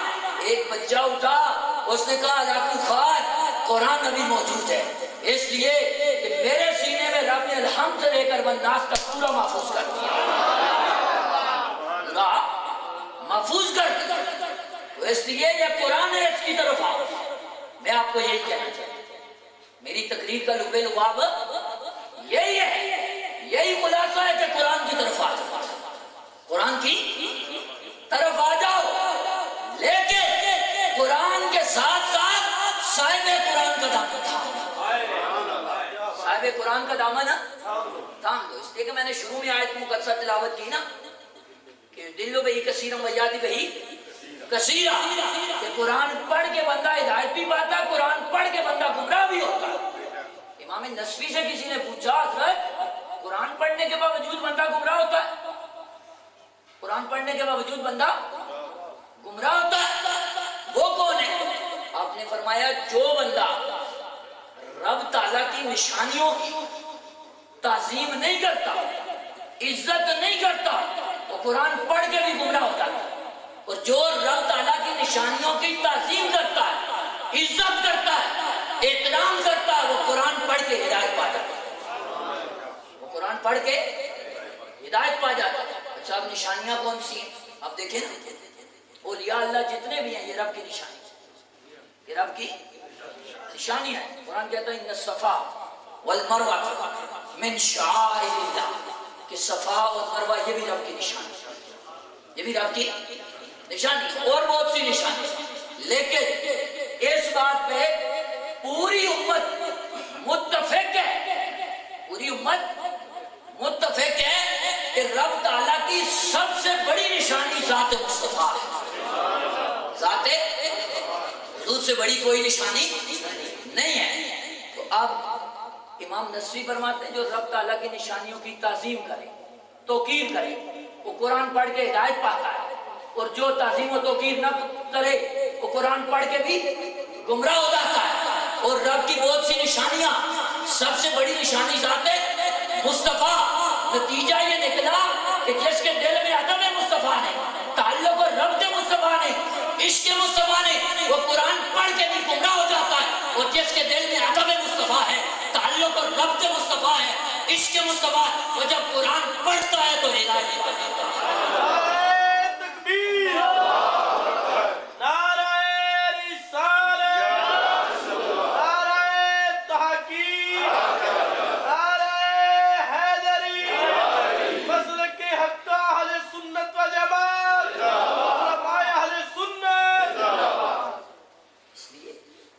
یہ ہمارے مدارس کا اعزاز ہے، اہل سنہ کے مدارس کا اعزاز ہے.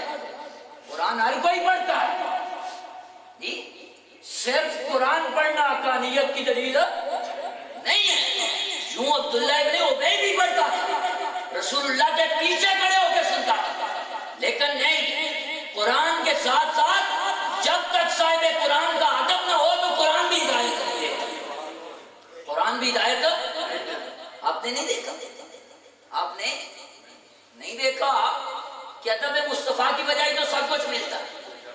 ہمارے پنڈی میں لوگ شیخ القرآن کہلاتے ہیں، راجہ بازار والے قرآن کے شیخ. آئے نا لوگ آ کے یہاں باتیں کرتے ہیں نورانی کے. میں نے کہا تمہارا پالا نہیں پڑا، سامنے بیٹھ کے بات کرو، ہم تمہیں بتائیں.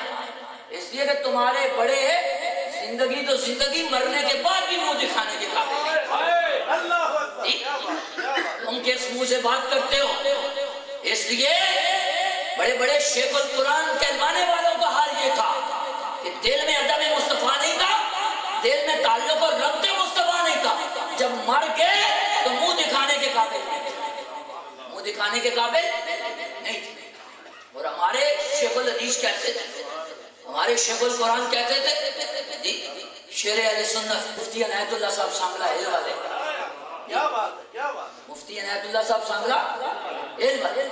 آپ کا ایکسیڈنٹ کے اندر وصال ہو گیا، آپ فوت ہو گئے، لیکن اس کے باوجود آپ نے اعلان کیا تھا، فرمایا جب مر جاؤں گا تو ایسے نہیں دفن کرنا، میری میت کو نہلا کے چوراہے کے اندر رکھ دینا، میت کو نہلا کے چوراہے کے اندر رکھ دینا، پھر اعلان کرنا کہ لوگوں آؤ. تمہارے بھی بڑے دنیا سے جاتے ہیں، منہ دکھانے کے قابل نہیں جاتے. آج شیر اہل سنت دنیا سے جا رہا ہے، اور رب کعبہ کی قسم ہے کہ کتنے بدمذہبوں نے صرف شیر اہل سنت کا چہرہ مرنے کے بعد دیکھنے کے کلمہ پڑھ کے وہ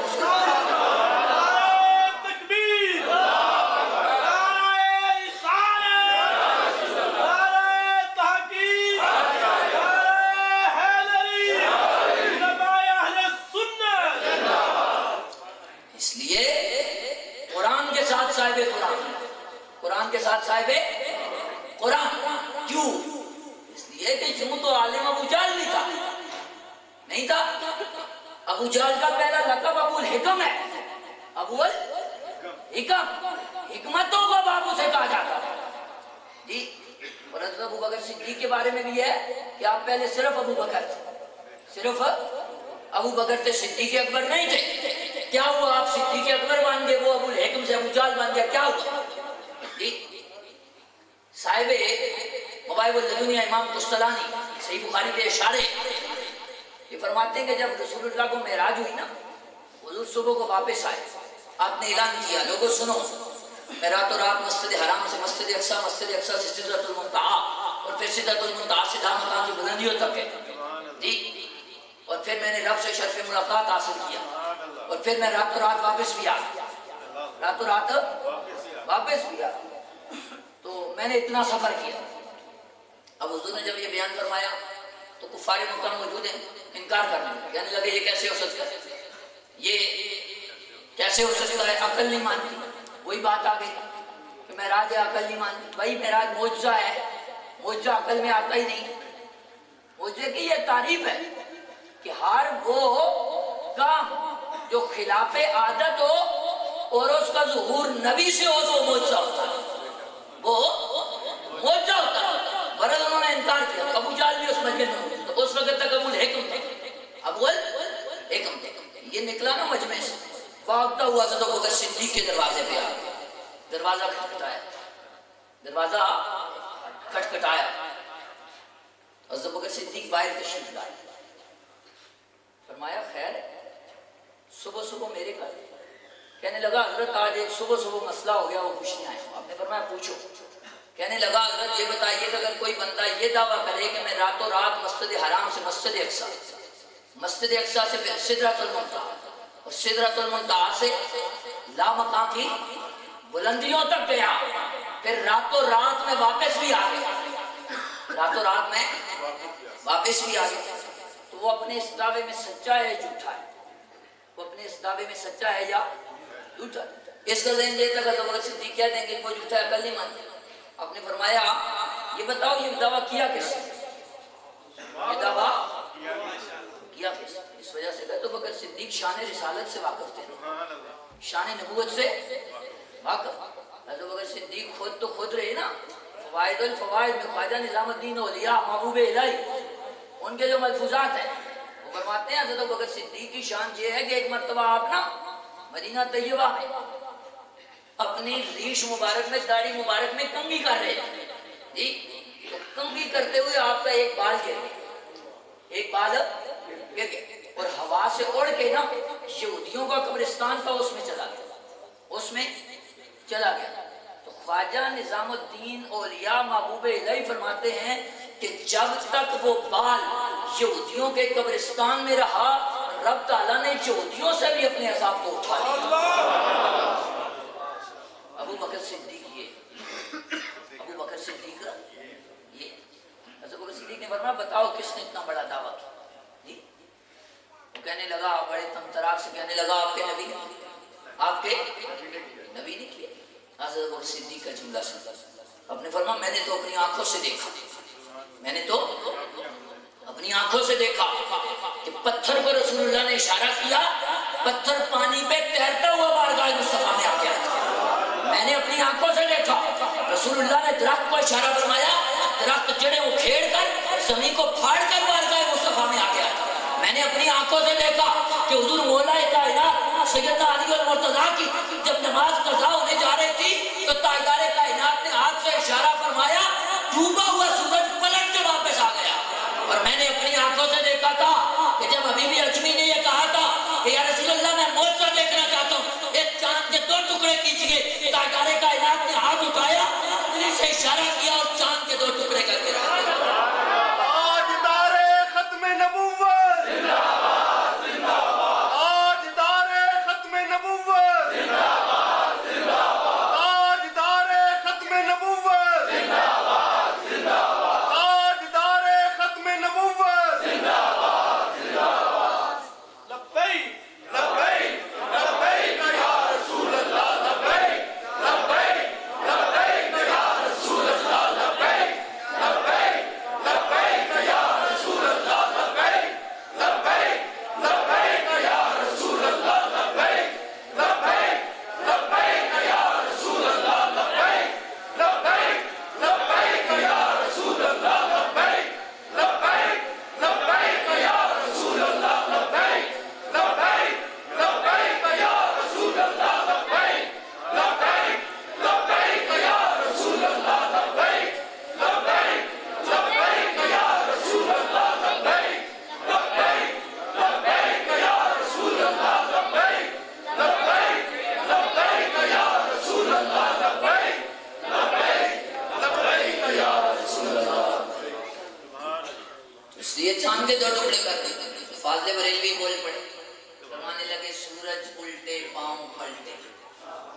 سورج الٹے پاؤں پلٹے چاند اشارے سے ہو چاک سورج الٹے پاؤں پلٹے چاند اشارے سے ہو چاک اندھے نجدی دیکھ لے قدرت رسول اللہ اندھے نجدی دیکھ لے قدرت رسول اللہ اس وجہ سے حضرت بکر صدیق فرمانے لگے مجھے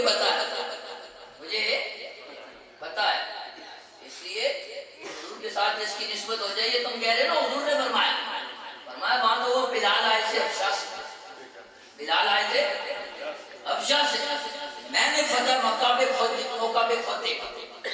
خود دیکھا کہ رسول اللہ نے جناب بلال کو کعبے کی چھت پہ چڑھا کعبے کی چھت پہ چڑھا دیا فرمایا بلال کعبے کی چھت پہ چڑھ کے اذان پڑھا اب بلال کرنے لگے یا رسول اللہ آقا آگے بھی اذان دیتا تھا سفر میں حضر میں مدینہ طیبہ میں جہاں بھی ہوتا لیکن رخ کعبے کی طرف کرتا تھا لیکن آج آپ نے کعبے کی چھت پہ چڑھا دیا اب رخ کدھر کروں میرے آقا نے فرمایا صاحب سیرت حلویہ علی بن برہان الدین حلوی فرماتے حضور نے فرمایا کہ بلال میں مصطفیٰ تیرے سامنے ہوں رخ میری طرف کر اور اذان دینا شروع کر دے اس لیے کہ اگر یہ کعبہ ہے تو مصطفیٰ کعبے کا بھی کعبہ ہے یہ کعبہ ہے تو مصطفیٰ کعبے کا بھی کعبہ ہے فاضل بریلوی بولے کہ حاجیوں آؤ شہنشاہ کا روزہ دیکھو حاجیوں آؤ شہنشاہ کا روزہ دیکھو کعبہ تو دیکھ چکے اب کعبے کا بھی کعبہ اب کعبے کا بھی کعبہ دیکھو ایک بندہ مجھے کہنے لگا یہ بہت بڑی بات ہے ایسے نہیں ہو سکتا حضور کعبے کا بھی کعبہ حضور کعبے کا بھی کعبہ میں نے کہا ہاں حضور کعبے کا بھی کعبہ پوچھو اس کعبے سے جب حضور آئے تو یہ کرتا کیا میرے آقا کے دادا عبد المطلب فرماتے ہیں میں کعبۃ اللہ کی طرف گیا تو کعبۃ اللہ ہمارے گھر کی طرف جھک کے سجدہ کر رہا جھک کے سجدہ کر رہا ارے کعبہ خوشی منا رہا کعبہ اور یہ تو جھکا نا امام الدین سیوطی نے یہ بات بھی لکھی اب فرماتے ہیں جب ولادت مصطفیٰ ہوئی تو تزلزلت الکعبہ وَلَمْ تَسْقُطْ ثَلَاثَةَ أَيَّامٍ وَلَيَالِيهِنَّ کہ کعبۃ اللہ ولادت مصطفیٰ کی خوشی میں جھومنے لگا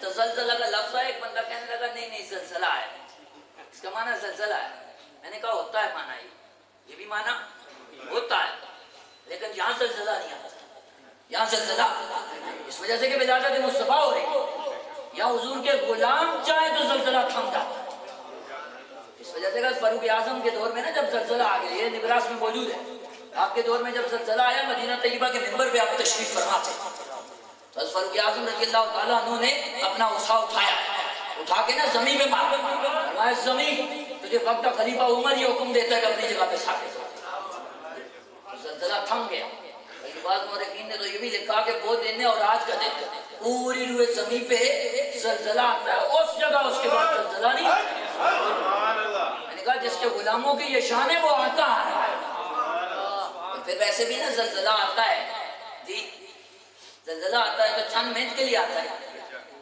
اتنا ہی زیادہ سے زیادہ آپ نے دیکھا اور چند منٹوں میں وہ تہو بالا کر دیتا سب کچھ گرم برم ہو جاتا ہے تباہ برباد ہو جاتا دیکھا ہے نا ابھی کشمیر میں آئے اس سے پہلے 2005 کو اور ویسے بھی چھوٹے چھوٹے جھٹکے لگتے رہتے ہیں ہمیں سمجھانے کے لیے ہم نہ سمجھے تو الگ بات ہے ہم پھر بھی قرآن سے منہ موڑے تو ہماری قسمت جی زلزلے کے جھٹکے آتے ہیں بار بار رب فرماتا ہے قرآن کی طرف قرآن کی طرف آ جاؤ ہم نہ سمجھے تو ہمارا قصور ہے نا لیکن میں آپ کو یہ کہہ رہا ہوں کہ زلزلے آتے ہیں چند منٹ کے لیے تو یہ کتنی دیر ہے امام الدین سیوطی فرماتے ہیں لم تسکن ثلاثۃ ایام ولیالہن کہ پورے 3 دن اور 3 راتیں کعبۃ اللہ ولادت مصطفیٰ کی خوشی میں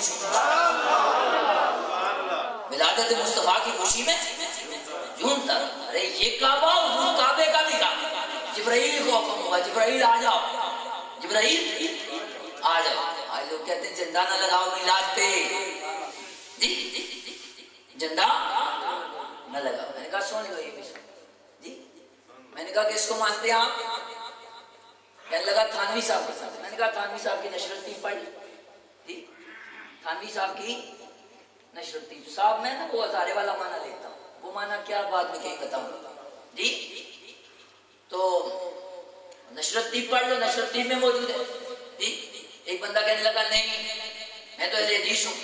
میں نے کہا ٹھیک ہے کوئی بات نہیں, نواب صدیق حسن خان گوپالی کے شمامۃ الانبریاء پڑھ لو جی. میں حوالہ دے رہا ہوں, گال نہیں نکالو جی. گالی دینا میرا شیوا نہیں ہے, لیکن دلائل کے ساتھ بات کرنا یہ میرا حق ہے اور میں بات کر رہا ہوں. یعنی اگر کوئی اہل حدیث ہے تو وہ شمامۃ الانبریاء پڑھے, اگر کوئی دیوبندی ہے تو وہ نشرتی پڑھے, ان کے اکابر کی کتب ہیں. اور اگر کوئی سنی ہے تو موائب اللدنیہ پڑھے جی, زرقانی الموائب پڑھے, خصائص کبریٰ پڑھے, مدارج النبوہ پڑھے. میرے آقا کی والدہ محترمہ فرماتی ہیں کہ جب میرے لال کی ولادت ہوئی نا تو میں نے دیکھا کہ جبرائیل امین آئے, جبرائیل امین آئے اور آئے تو ثلاثۃ اعلام علماً فی المشرق وعلماً فی المغرب وعلماً علی ظہر الکعبہ.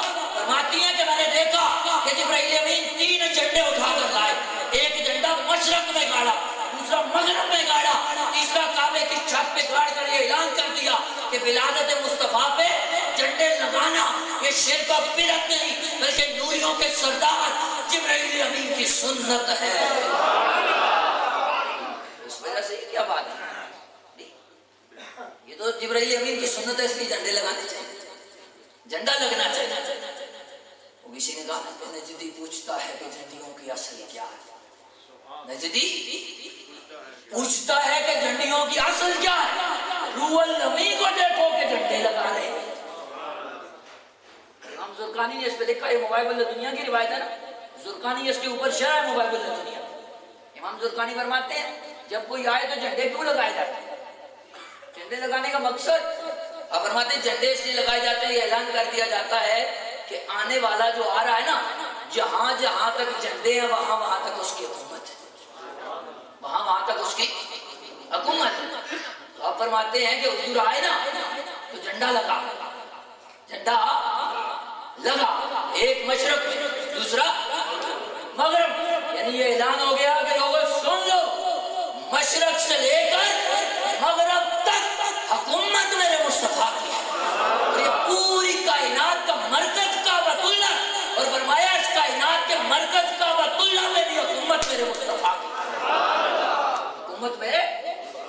میں نے کہا یہ کعبہ جی, اس بات یہ کر رہا ہوں نا کہ مصطفیٰ کعبے کا بھی کعبہ ہے, یہ تو بات ہوئی. میں نے کہا ہاں ہوئی, آؤ میں بخاری سے بتاتا ہوں کہ مصطفیٰ کعبے کا بھی کعبہ.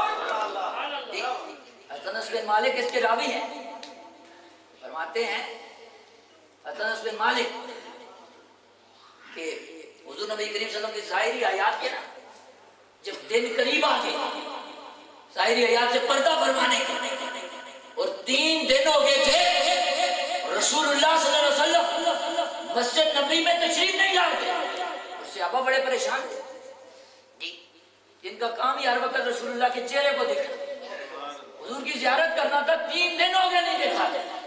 حضور کو تو بڑے پریشان تھے کہ اتنے میں نا نماز کا وقت آ گیا, اور حدیث مبارکہ کے الفاظ ہیں کہ حضرت ابوبکر صدیق آگے کھڑے ہوئے مصلی امامت, صحابہ پیچھے کھڑے ہوئے جی, تو ہم صفوفاً فی الصلاۃ جی, یہ الفاظ ہیں نماز کے اندر.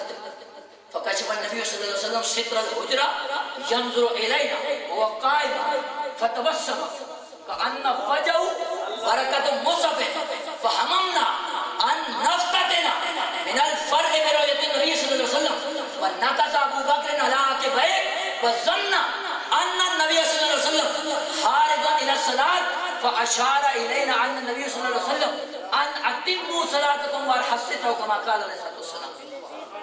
بخاری شریف کی حدیث مبارک,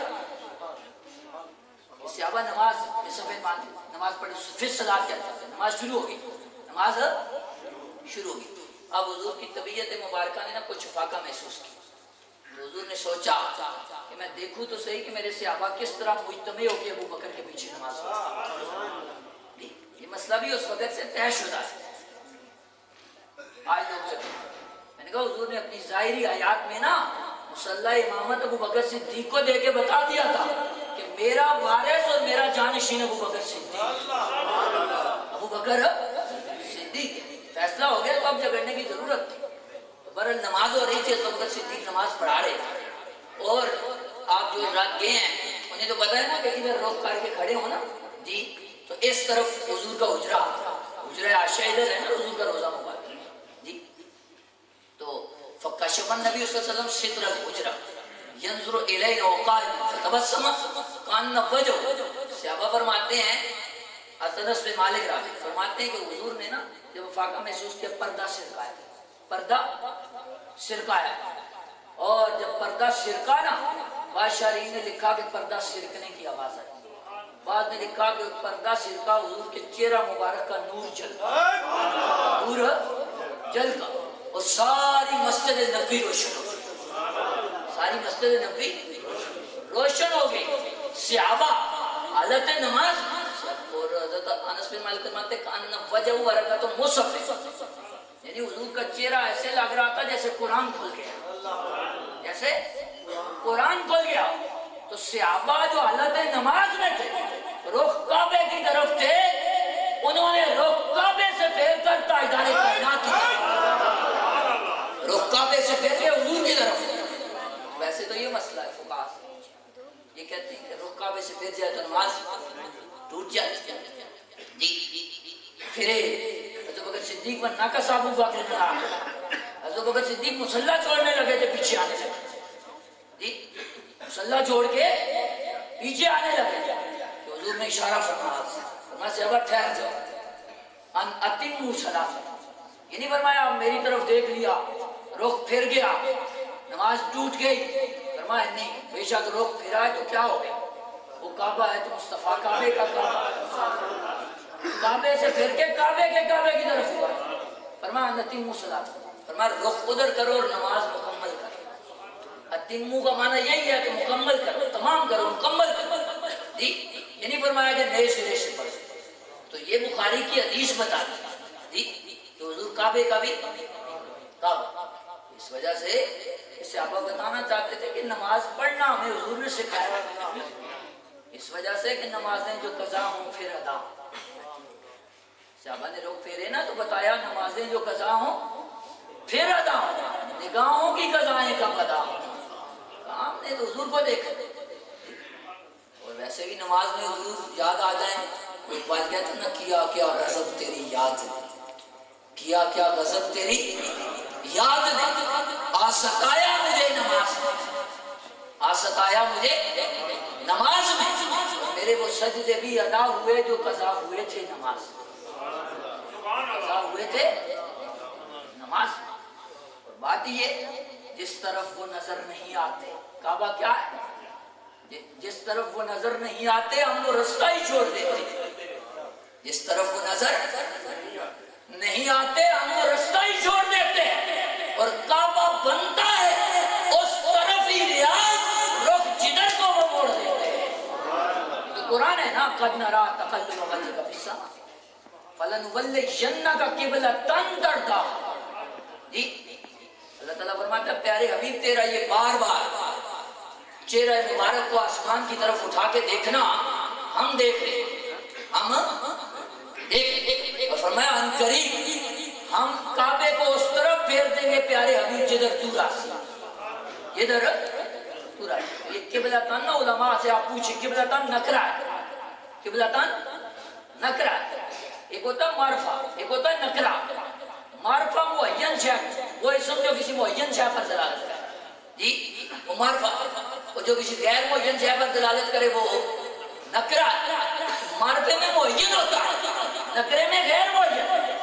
رب نے فرمایا قبلتان، قبلتان نکرہ ہے، رب نے معین نہیں کیا کہ پیارے حبیب تیرا رخ ادھر ہے، ادھر کار میں رخ ادھر نہیں، فرمایا قبلتان طرف، فرمایا پیارے حبیب تیری مرضی، پیارے حبیب تیری مرضی، رخ پھیرنا تیرا کام ہے اور تیری رضا پہ کعبے کو بدل دینا میں رب جلال کا کام ہے جی۔ جس طرف وہ نظر نہیں آتے ہم وہ رستہ ہی چھوڑ دیتے، جس طرف وہ نظر نہیں آتے ہم وہ رستہ ہی چھوڑ دیتے، ہم نے کیا کرنا ہم راستہ، اور طرف ریاض، رخ جدھر کو وہ موڑ دے. ہم نے ادھر جا کے کیا کرنا جی. میں ابھی بھی گیا تھا بغداد شریف، تو کوفہ ہم جب گئے نا امام مسلم بن عقیل رضی اللہ تعالیٰ عنہ کی مزار مقدس میں، اور کوفہ کے وہ جو جامع مسجد ہے حضور مولا کائنات جس میں خطبہ ارشاد فرماتے تھے اور آپ فیصلے فرماتے تھے، استانی بن عروہ کا بھی مزار ہے، تو قریبی نا مختار سقفی کا بھی انہوں نے بنایا ہوا ہے ان دوسرے لوگوں نے جی. تو میرے ساتھ ایک بندہ تھا، وہ کہتا دیکھے تو صحیح نا جی، دیکھے تو صحیح کیسا. میں نے کہا اس خبیث نے حضور کے بعد نبوت کا دعویٰ کیا جی مختار سقفی. میں نے کہا ہم نے ادھر دیکھنا بھی نہیں.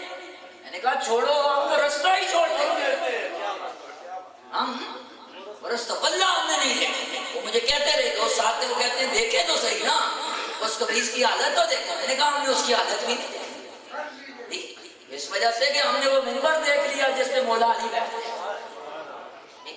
ہم نے وہ محراب دیکھ لیا جس پہ مولا علی کھڑے ہوتے، ہم نے امام مسلم بن عقیل کا روزہ دیکھ لیا، ہم نے حضرت علی بن عروہ رضی اللہ تعالیٰ عنہم کا روزہ دیکھ لیا. چھوڑو اس کو، ہم وہ رستہ ہی چھوڑ دیتے ہیں. کعبہ بنتا ہے اس طرف ہی ریاض، رخ جدھر کو وہ موڑ دے، رخ جدھر. تو حضور کعبے کا بھی کعبہ، حضور کعبے کا بھی کعبہ. تو بات اصل میں پتہ نہیں کہاں سے کہاں نکل گئی. بات یہ کر رہا تھا آپ سے کہ حضرت سیدنا ابو بکر صدیق سے آ کے کہنے لگا ابو الہیکم، جسے ابو جہل کہتے ہیں جی، کہنے لگا کہ آپ یہ بتائیں کہ یہ دعویٰ آپ کے نبی نے کیا کہ میں راتوں رات مسجد حرام سے مسجد اقصی، مسجد اقصی سے سدرۃ المنتہا، سدرۃ المنتہا سے لامکان کی بلندیوں تک گیا، پھر راتوں رات واپس بھی آ گیا. تو کیا وہ اس دعوے میں سچا جھوٹا؟ آپ نے پوچھا کون؟ اس نے کہا آپ کا نبی. فرمایا ابو جہل سن، اگر باقی ساری کائنات اتنا بڑا دعویٰ کرے تو وہ جھوٹی ہے، لیکن اگر میرا نبی یہ دعویٰ کرے تو سچا ہے.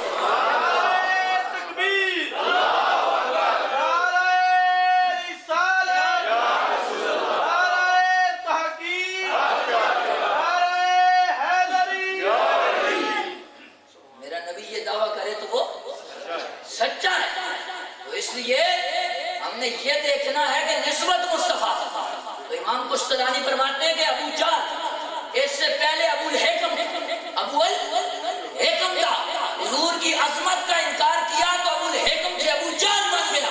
اور حضرت ابو بکر صرف ابو بکر تھے، حضور کی اس عظمت کا اقرار کیا تو ابو بکر سے صدیق اکبر بن گیا، صدیق اکبر بن گیا. تو اس لیے حضرت ابو بکر صدیق رضی اللہ تعالیٰ عنہ نے بھی ہمیں یہی بتایا. فرمایا قرآن پڑھو، قرآن عظمت رفت شوکت دیتا ہے، لیکن ساتھ ساتھ صاحب قرآن کا ادب دل میں بٹھاؤ، صاحب قرآن کا ادب دل میں بٹھاؤ تاکہ تمہیں راہ ہدایت ملے، تم راہ راست پہ ہو. صحابہ کا درس یہی ہے. عبداللہ بن مسعود رضی اللہ تعالیٰ عنہ حضور کے صحابی ہیں جی، اور وہ عظیم صحابی ہیں. آپ فرماتے ہیں کہ اگر میری اونٹ کی رسی بھی گم ہو جائے نا تو میں وہ قرآن سے تلاش کر لیتا ہوں، قرآن سے تلاش کر. یعنی ہمیں اگر چیز نہیں ملتی نا، کسی چیز کا علم نہیں ملتا قرآن سے، تو یہ ہماری کمی، کم فہمی، کم عقلی یا کم علمی. صحابہ تلاش کر لیتے ہیں، رسی تک آپ فرماتے ہیں میں تلاش کر لیتا قرآن سے. تو عبداللہ بن مسعود اور وہ صحابی ہیں جن کے بارے میں آپ کو حضور نے فرمایا قرآن میں اگر نازل کردہ مسئلہ سمجھ نہ آئے نا تو پھر میرے عبداللہ ابن مسعود سے پوچھا کر، عبداللہ ابن مسعود سے پوچھا کر کہ یہ مسئلہ کیا ہے.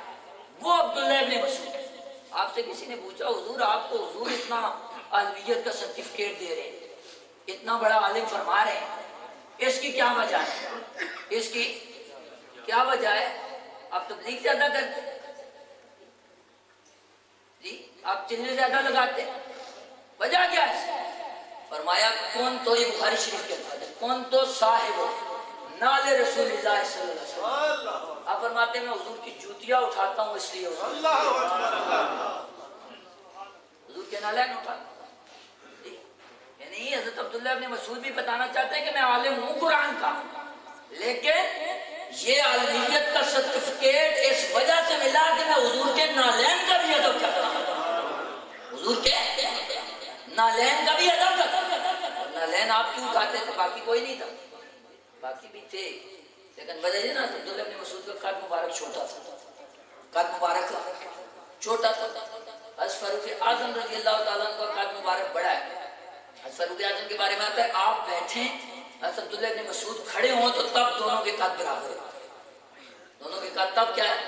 برابر۔ حضرت فاروق اعظم جیسے بندے اوپر سے نیچے ہوتے ہی تھے نا جوتیاں اٹھانے کے لیے، حضرت عبداللہ ابن مسعود پہلے اٹھا لیتے تھے، پہلے اٹھا لیتے اور اٹھا کے نا فرماتے اس طرح یہ آستینوں میں ڈال دیں، یہ نہیں کہ اس طرح پکڑ کے رکھتے، اٹھا کے آستینوں میں ڈال کے تو اس طرح سینے سے لگا دیتے، سینے سے لگا دے۔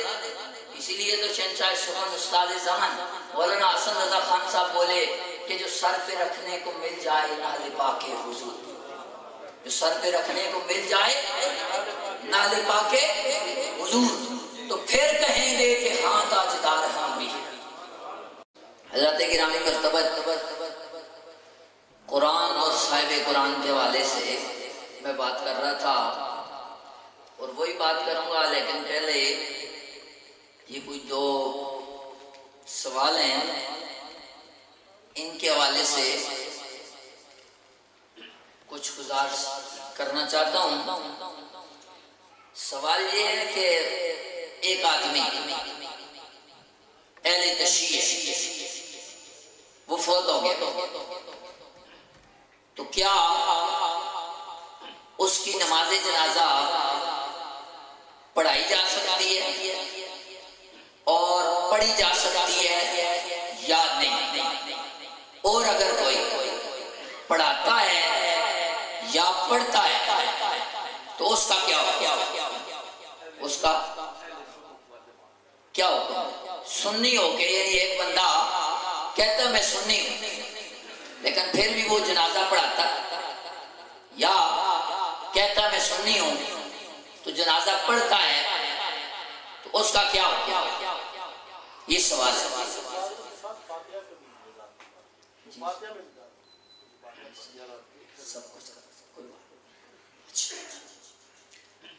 پہلی بات تو آپ یہ ذہن میں رکھیں کہ ہم اہل سنت ہیں، ہم کیا ہیں؟ جو سنی ہے وہ ہاتھ اٹھا کے مجھے بتا دے کہ پتہ چلے سنی، الحمدللہ سب سنی۔ اور اہل سنت کا یہ ٹائٹل جو ہے نا ہمیں خود تاجدار کائنات صلی اللہ علیہ وسلم نے عطا فرمایا۔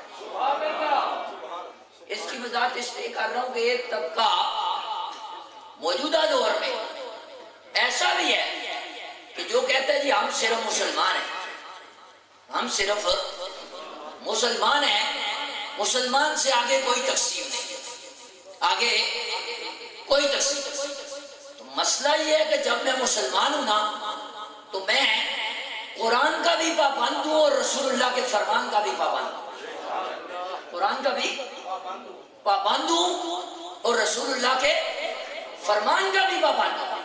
اب جب میں نے کلمہ پڑھ لیا میں مسلمان ہو گیا یا مسلمانوں کے گھر میں پیدا ہوا، پیدائشی طور پہ میں مسلمان ہوں تو قرآن، رسول اللہ کے فرمان، اجماع امت اور قیاس مجتہدین کو ماننا مجھ پہ لازم اور ضروری ہے، مجھ پہ لازم اور ضروری۔ باقی مسلمان ہونے کے بعد بھی میں سنی کیوں ہوں، میں اہل سنت کیوں کہلواتا ہوں؟ اس لیے کہ حضور نبی کریم صلی اللہ علیہ وسلم نے مجھے یہ ٹائٹل عطا فرمایا، حضور نے خود۔ جی یہ حدیث مبارکہ ہے، جامع ترمذی میں بھی ہے، ابو داؤد شریف میں بھی۔ میرے آقا کریم صلی اللہ علیہ وسلم نے فرمایا ستفترق امتی علی 73 فرقۃ، فرمایا صحابہ ان قریب میری امت 73 فرقوں میں بٹ جائے گی، 73 فرقوں میں بٹ جائے گی، تقسیم ہو جائے گی۔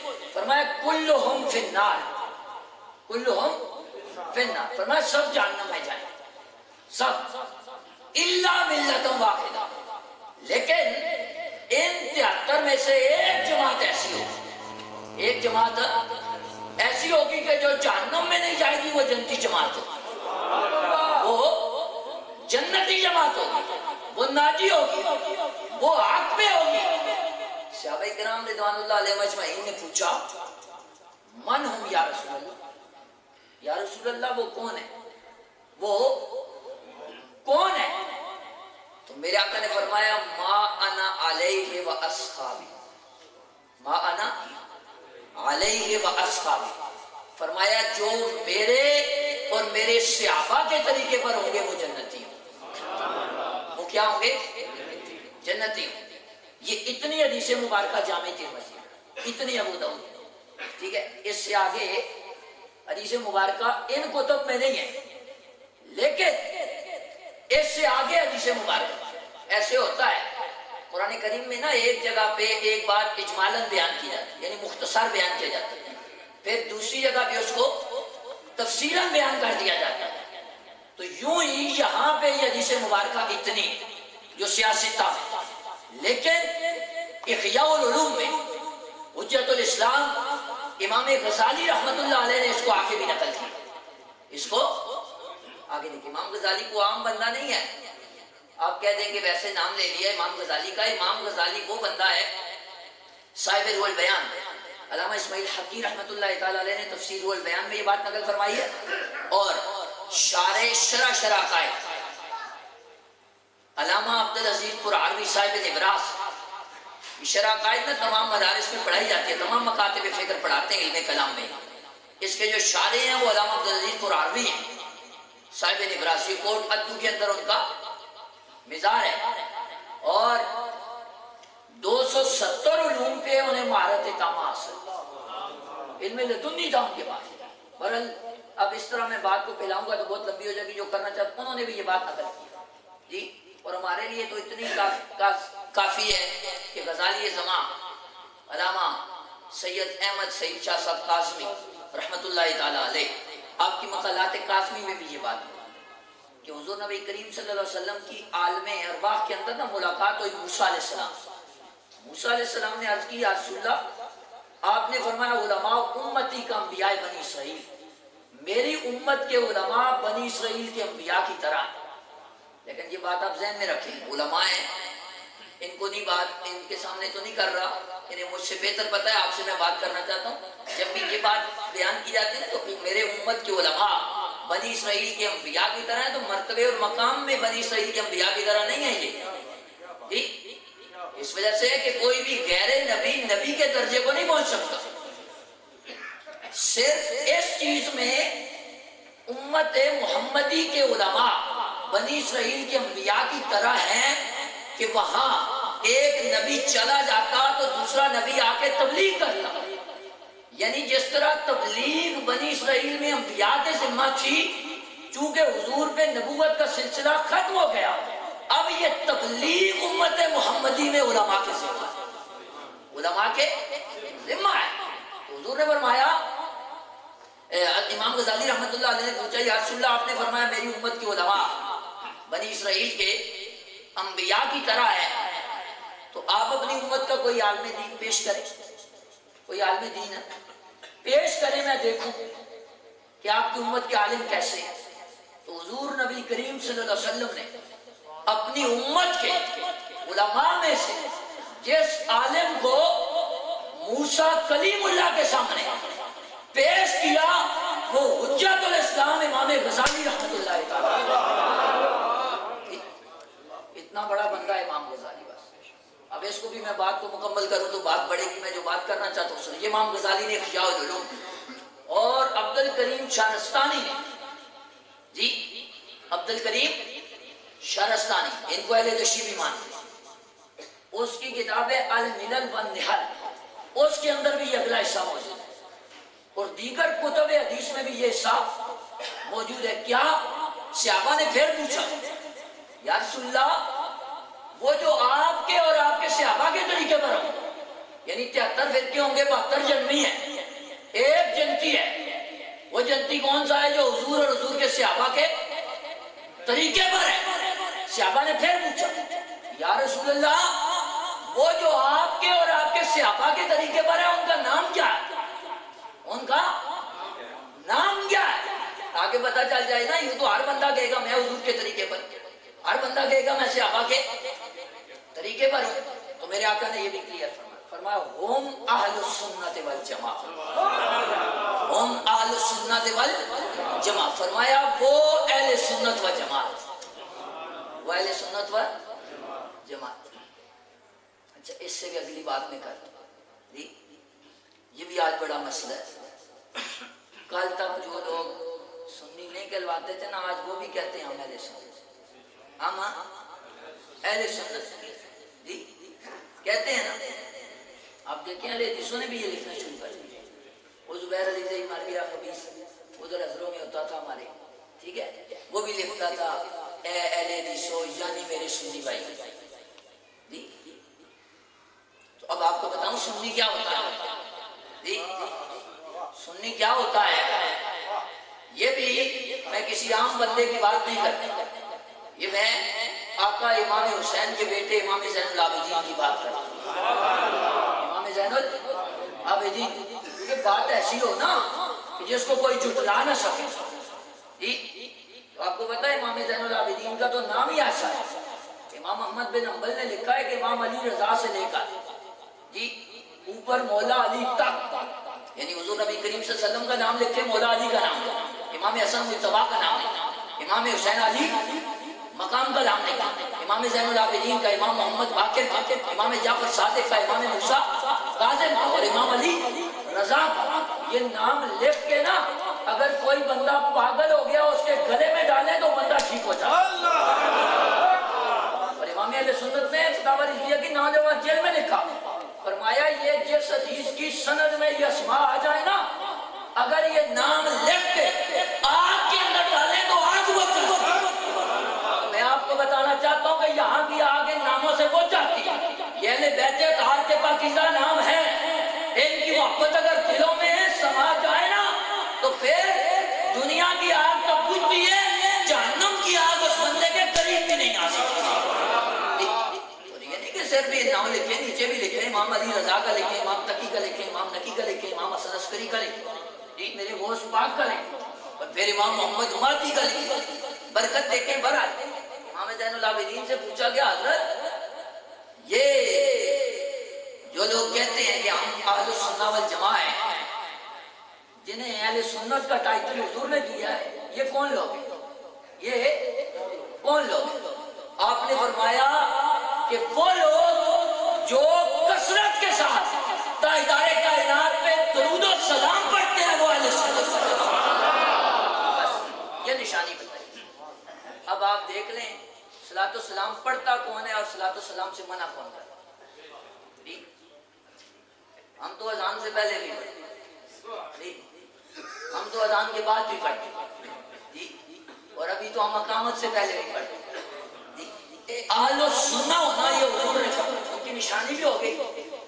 تو مسئلہ یہ ہے کہ جنازہ اہل سنت کا ہو سکتا ہے، جنازہ کس کا ہو سکتا ہے، اہل سنت، پڑھایا بھی جنازہ اہل سنت کا جا سکتا ہے اور پڑھا بھی جنازہ اہل سنت کا جا سکتا ہے جی۔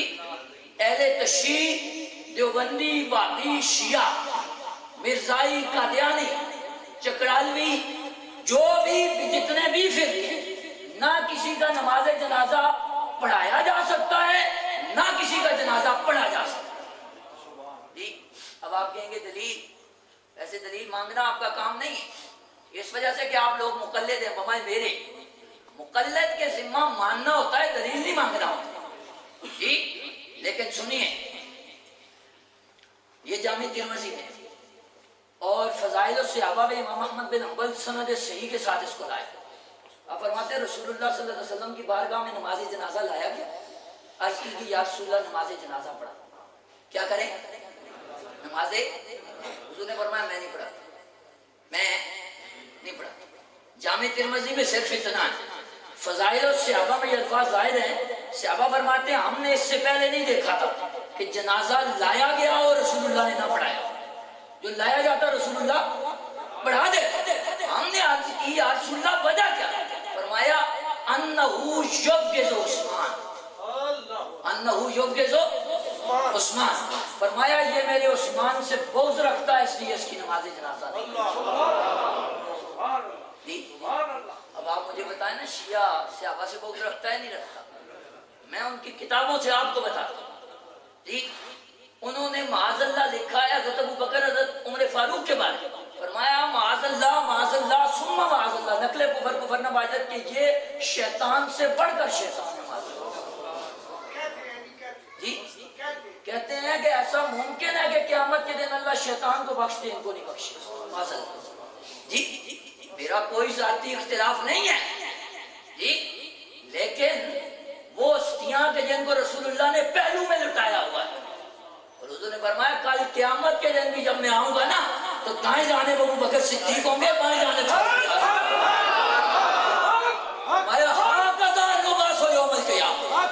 میں صحابہ دیکھنا یہی انداز ہوگا. اور ریاض النظرہ میں یہ حدیث ہے کہ رسول اللہ کے دائیں جانب ابو بکر صدیق، بائیں جانب فاروق اعظم، سامنے مولا کائنات سیدنا علی المرتضیٰ اور پیچھے جانب سیدنا عثمان غنی. رسول اللہ ان چار یاروں کے جرمٹ میں آئیں گے. 70,000 فرشتے ادھر، 70,000 ادھر، 70,000 سامنے، 70,000 پیچھے ضرور آئیں گے.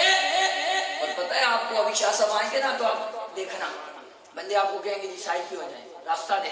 جی حضور جب آئیں گے جنت البقیع سے اٹھیں گے نا جی، حضور اٹھیں گے اپنے روضہ اقدس سے جنت البقیع والوں کو لیتے ہوئے، جنت المعلا والوں کو لیتے ہوئے جی، ادھر سے بریلی والے پہنچیں گے یہ پڑھتے ہوئے مصطفیٰ جان رحمت پہ لاکھوں سلام، شمع بزم ہدایت پہ لاکھوں سلام. جی اللہ نہیں فرماتے مجھ سے خدمت کے کچھ سی کہیں ہاں رضا. آپ فرماتے ہیں جو حضور کی خدمت پہ نا معمور ہوں گے فرشتے، مجھے کہیں گے احمد رضا بولو نا آج بھی بولو نا. تم وہاں پڑھتے تھے تو آپ فرماتے ہیں میں پڑھوں گا کہ مصطفیٰ جان رحمت پہ لاکھوں سلام، شمع بزم ہدایت پہ لاکھوں سلام. یہ دیکھنے والا مقام ہو. تو برحال حضور جائیں گے تو اس طرح. تو آپ کو پتہ ہے بندے آگے سے ہٹائے جاتے ہیں.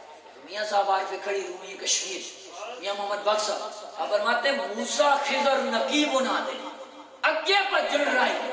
آپ فرماتے ہیں جناب موسیٰ کلیم اللہ اور جناب خضر علیہ السلام آگے سے بندوں کو ہٹائیں گے کہ ہٹ جاؤ تاجدار کائنات آگے، ہٹ جاؤ رسول اللہ تشریف لے آ رہے. تو اس برحال اس کی نماز جنازہ نہیں ہوتی. یہ ایک دلیل ہو گئی قرآن کریم کی آیت ہے. اور اس سے آپ اندازہ لگا سکتے ہیں کہ جس کے دل میں صحابہ کا بغض ہو اس کی نماز جنازہ رسول اللہ نے نہ پڑھی ہے نہ پڑھائی ہے. تو آپ کیوں پڑھنے پہ تلے ہوئے جی؟ اور پھر جس کے دل میں صحابہ کا بغض ہو اس کی نہیں ہوتی، تو جس کے دل میں رسول اللہ کا بغض ہو اس کی کیسے ہوتی؟ اس کی نہیں. نہ نماز جنازہ پڑھانی چاہیے، نہ پڑھنی چاہیے، نہ دعا کرنی چاہیے.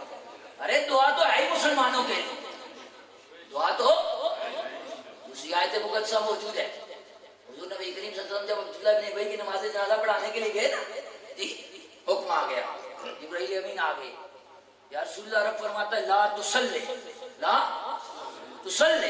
علی احد، 10واں پارہ ہے، علی احد منہم مات ابدا ولا تقم علی قبرہ. فرمایا پیارے حبیب کسی منافق کی نماز جنازہ نہیں پڑھا، کسی منافق کی نماز جنازہ نہیں پڑھانی اور اس کی قبر میں بھی کھڑا نہیں ہونا، قبر پہ بھی کھڑا نہیں ہونا. تو رسول اللہ کو منع کر دیا جو رحمت للعالمین ہے. تو آپ کیا کہتے ہیں میاں روی جی؟ کیا کہتے ہیں نا آج لوگ کہتے ہیں کہ وقت کا تقاضا ہے جی. وقت کے ساتھ بات نہیں ہوتی، بات قرآن کے ساتھ ہوتی ہے، بات رسول اللہ کے فرمان کے ساتھ ہوتی ہے. ایک دلیل میں نے قرآن سے اور ایک سیاستہ سے جامع ترمذی سے آپ کے سامنے اور فضائل و صحابہ سے عرض کر دی کہ نہ نماز جنازہ پڑھانا چاہیے نہ پڑھنا چاہیے. سنیے، جو بندہ کہے کہ میں سنی ہوں پھر ان کی نماز جنازہ پڑھائے یا پڑھے وہ دارا اسلام سے خارج ہوتا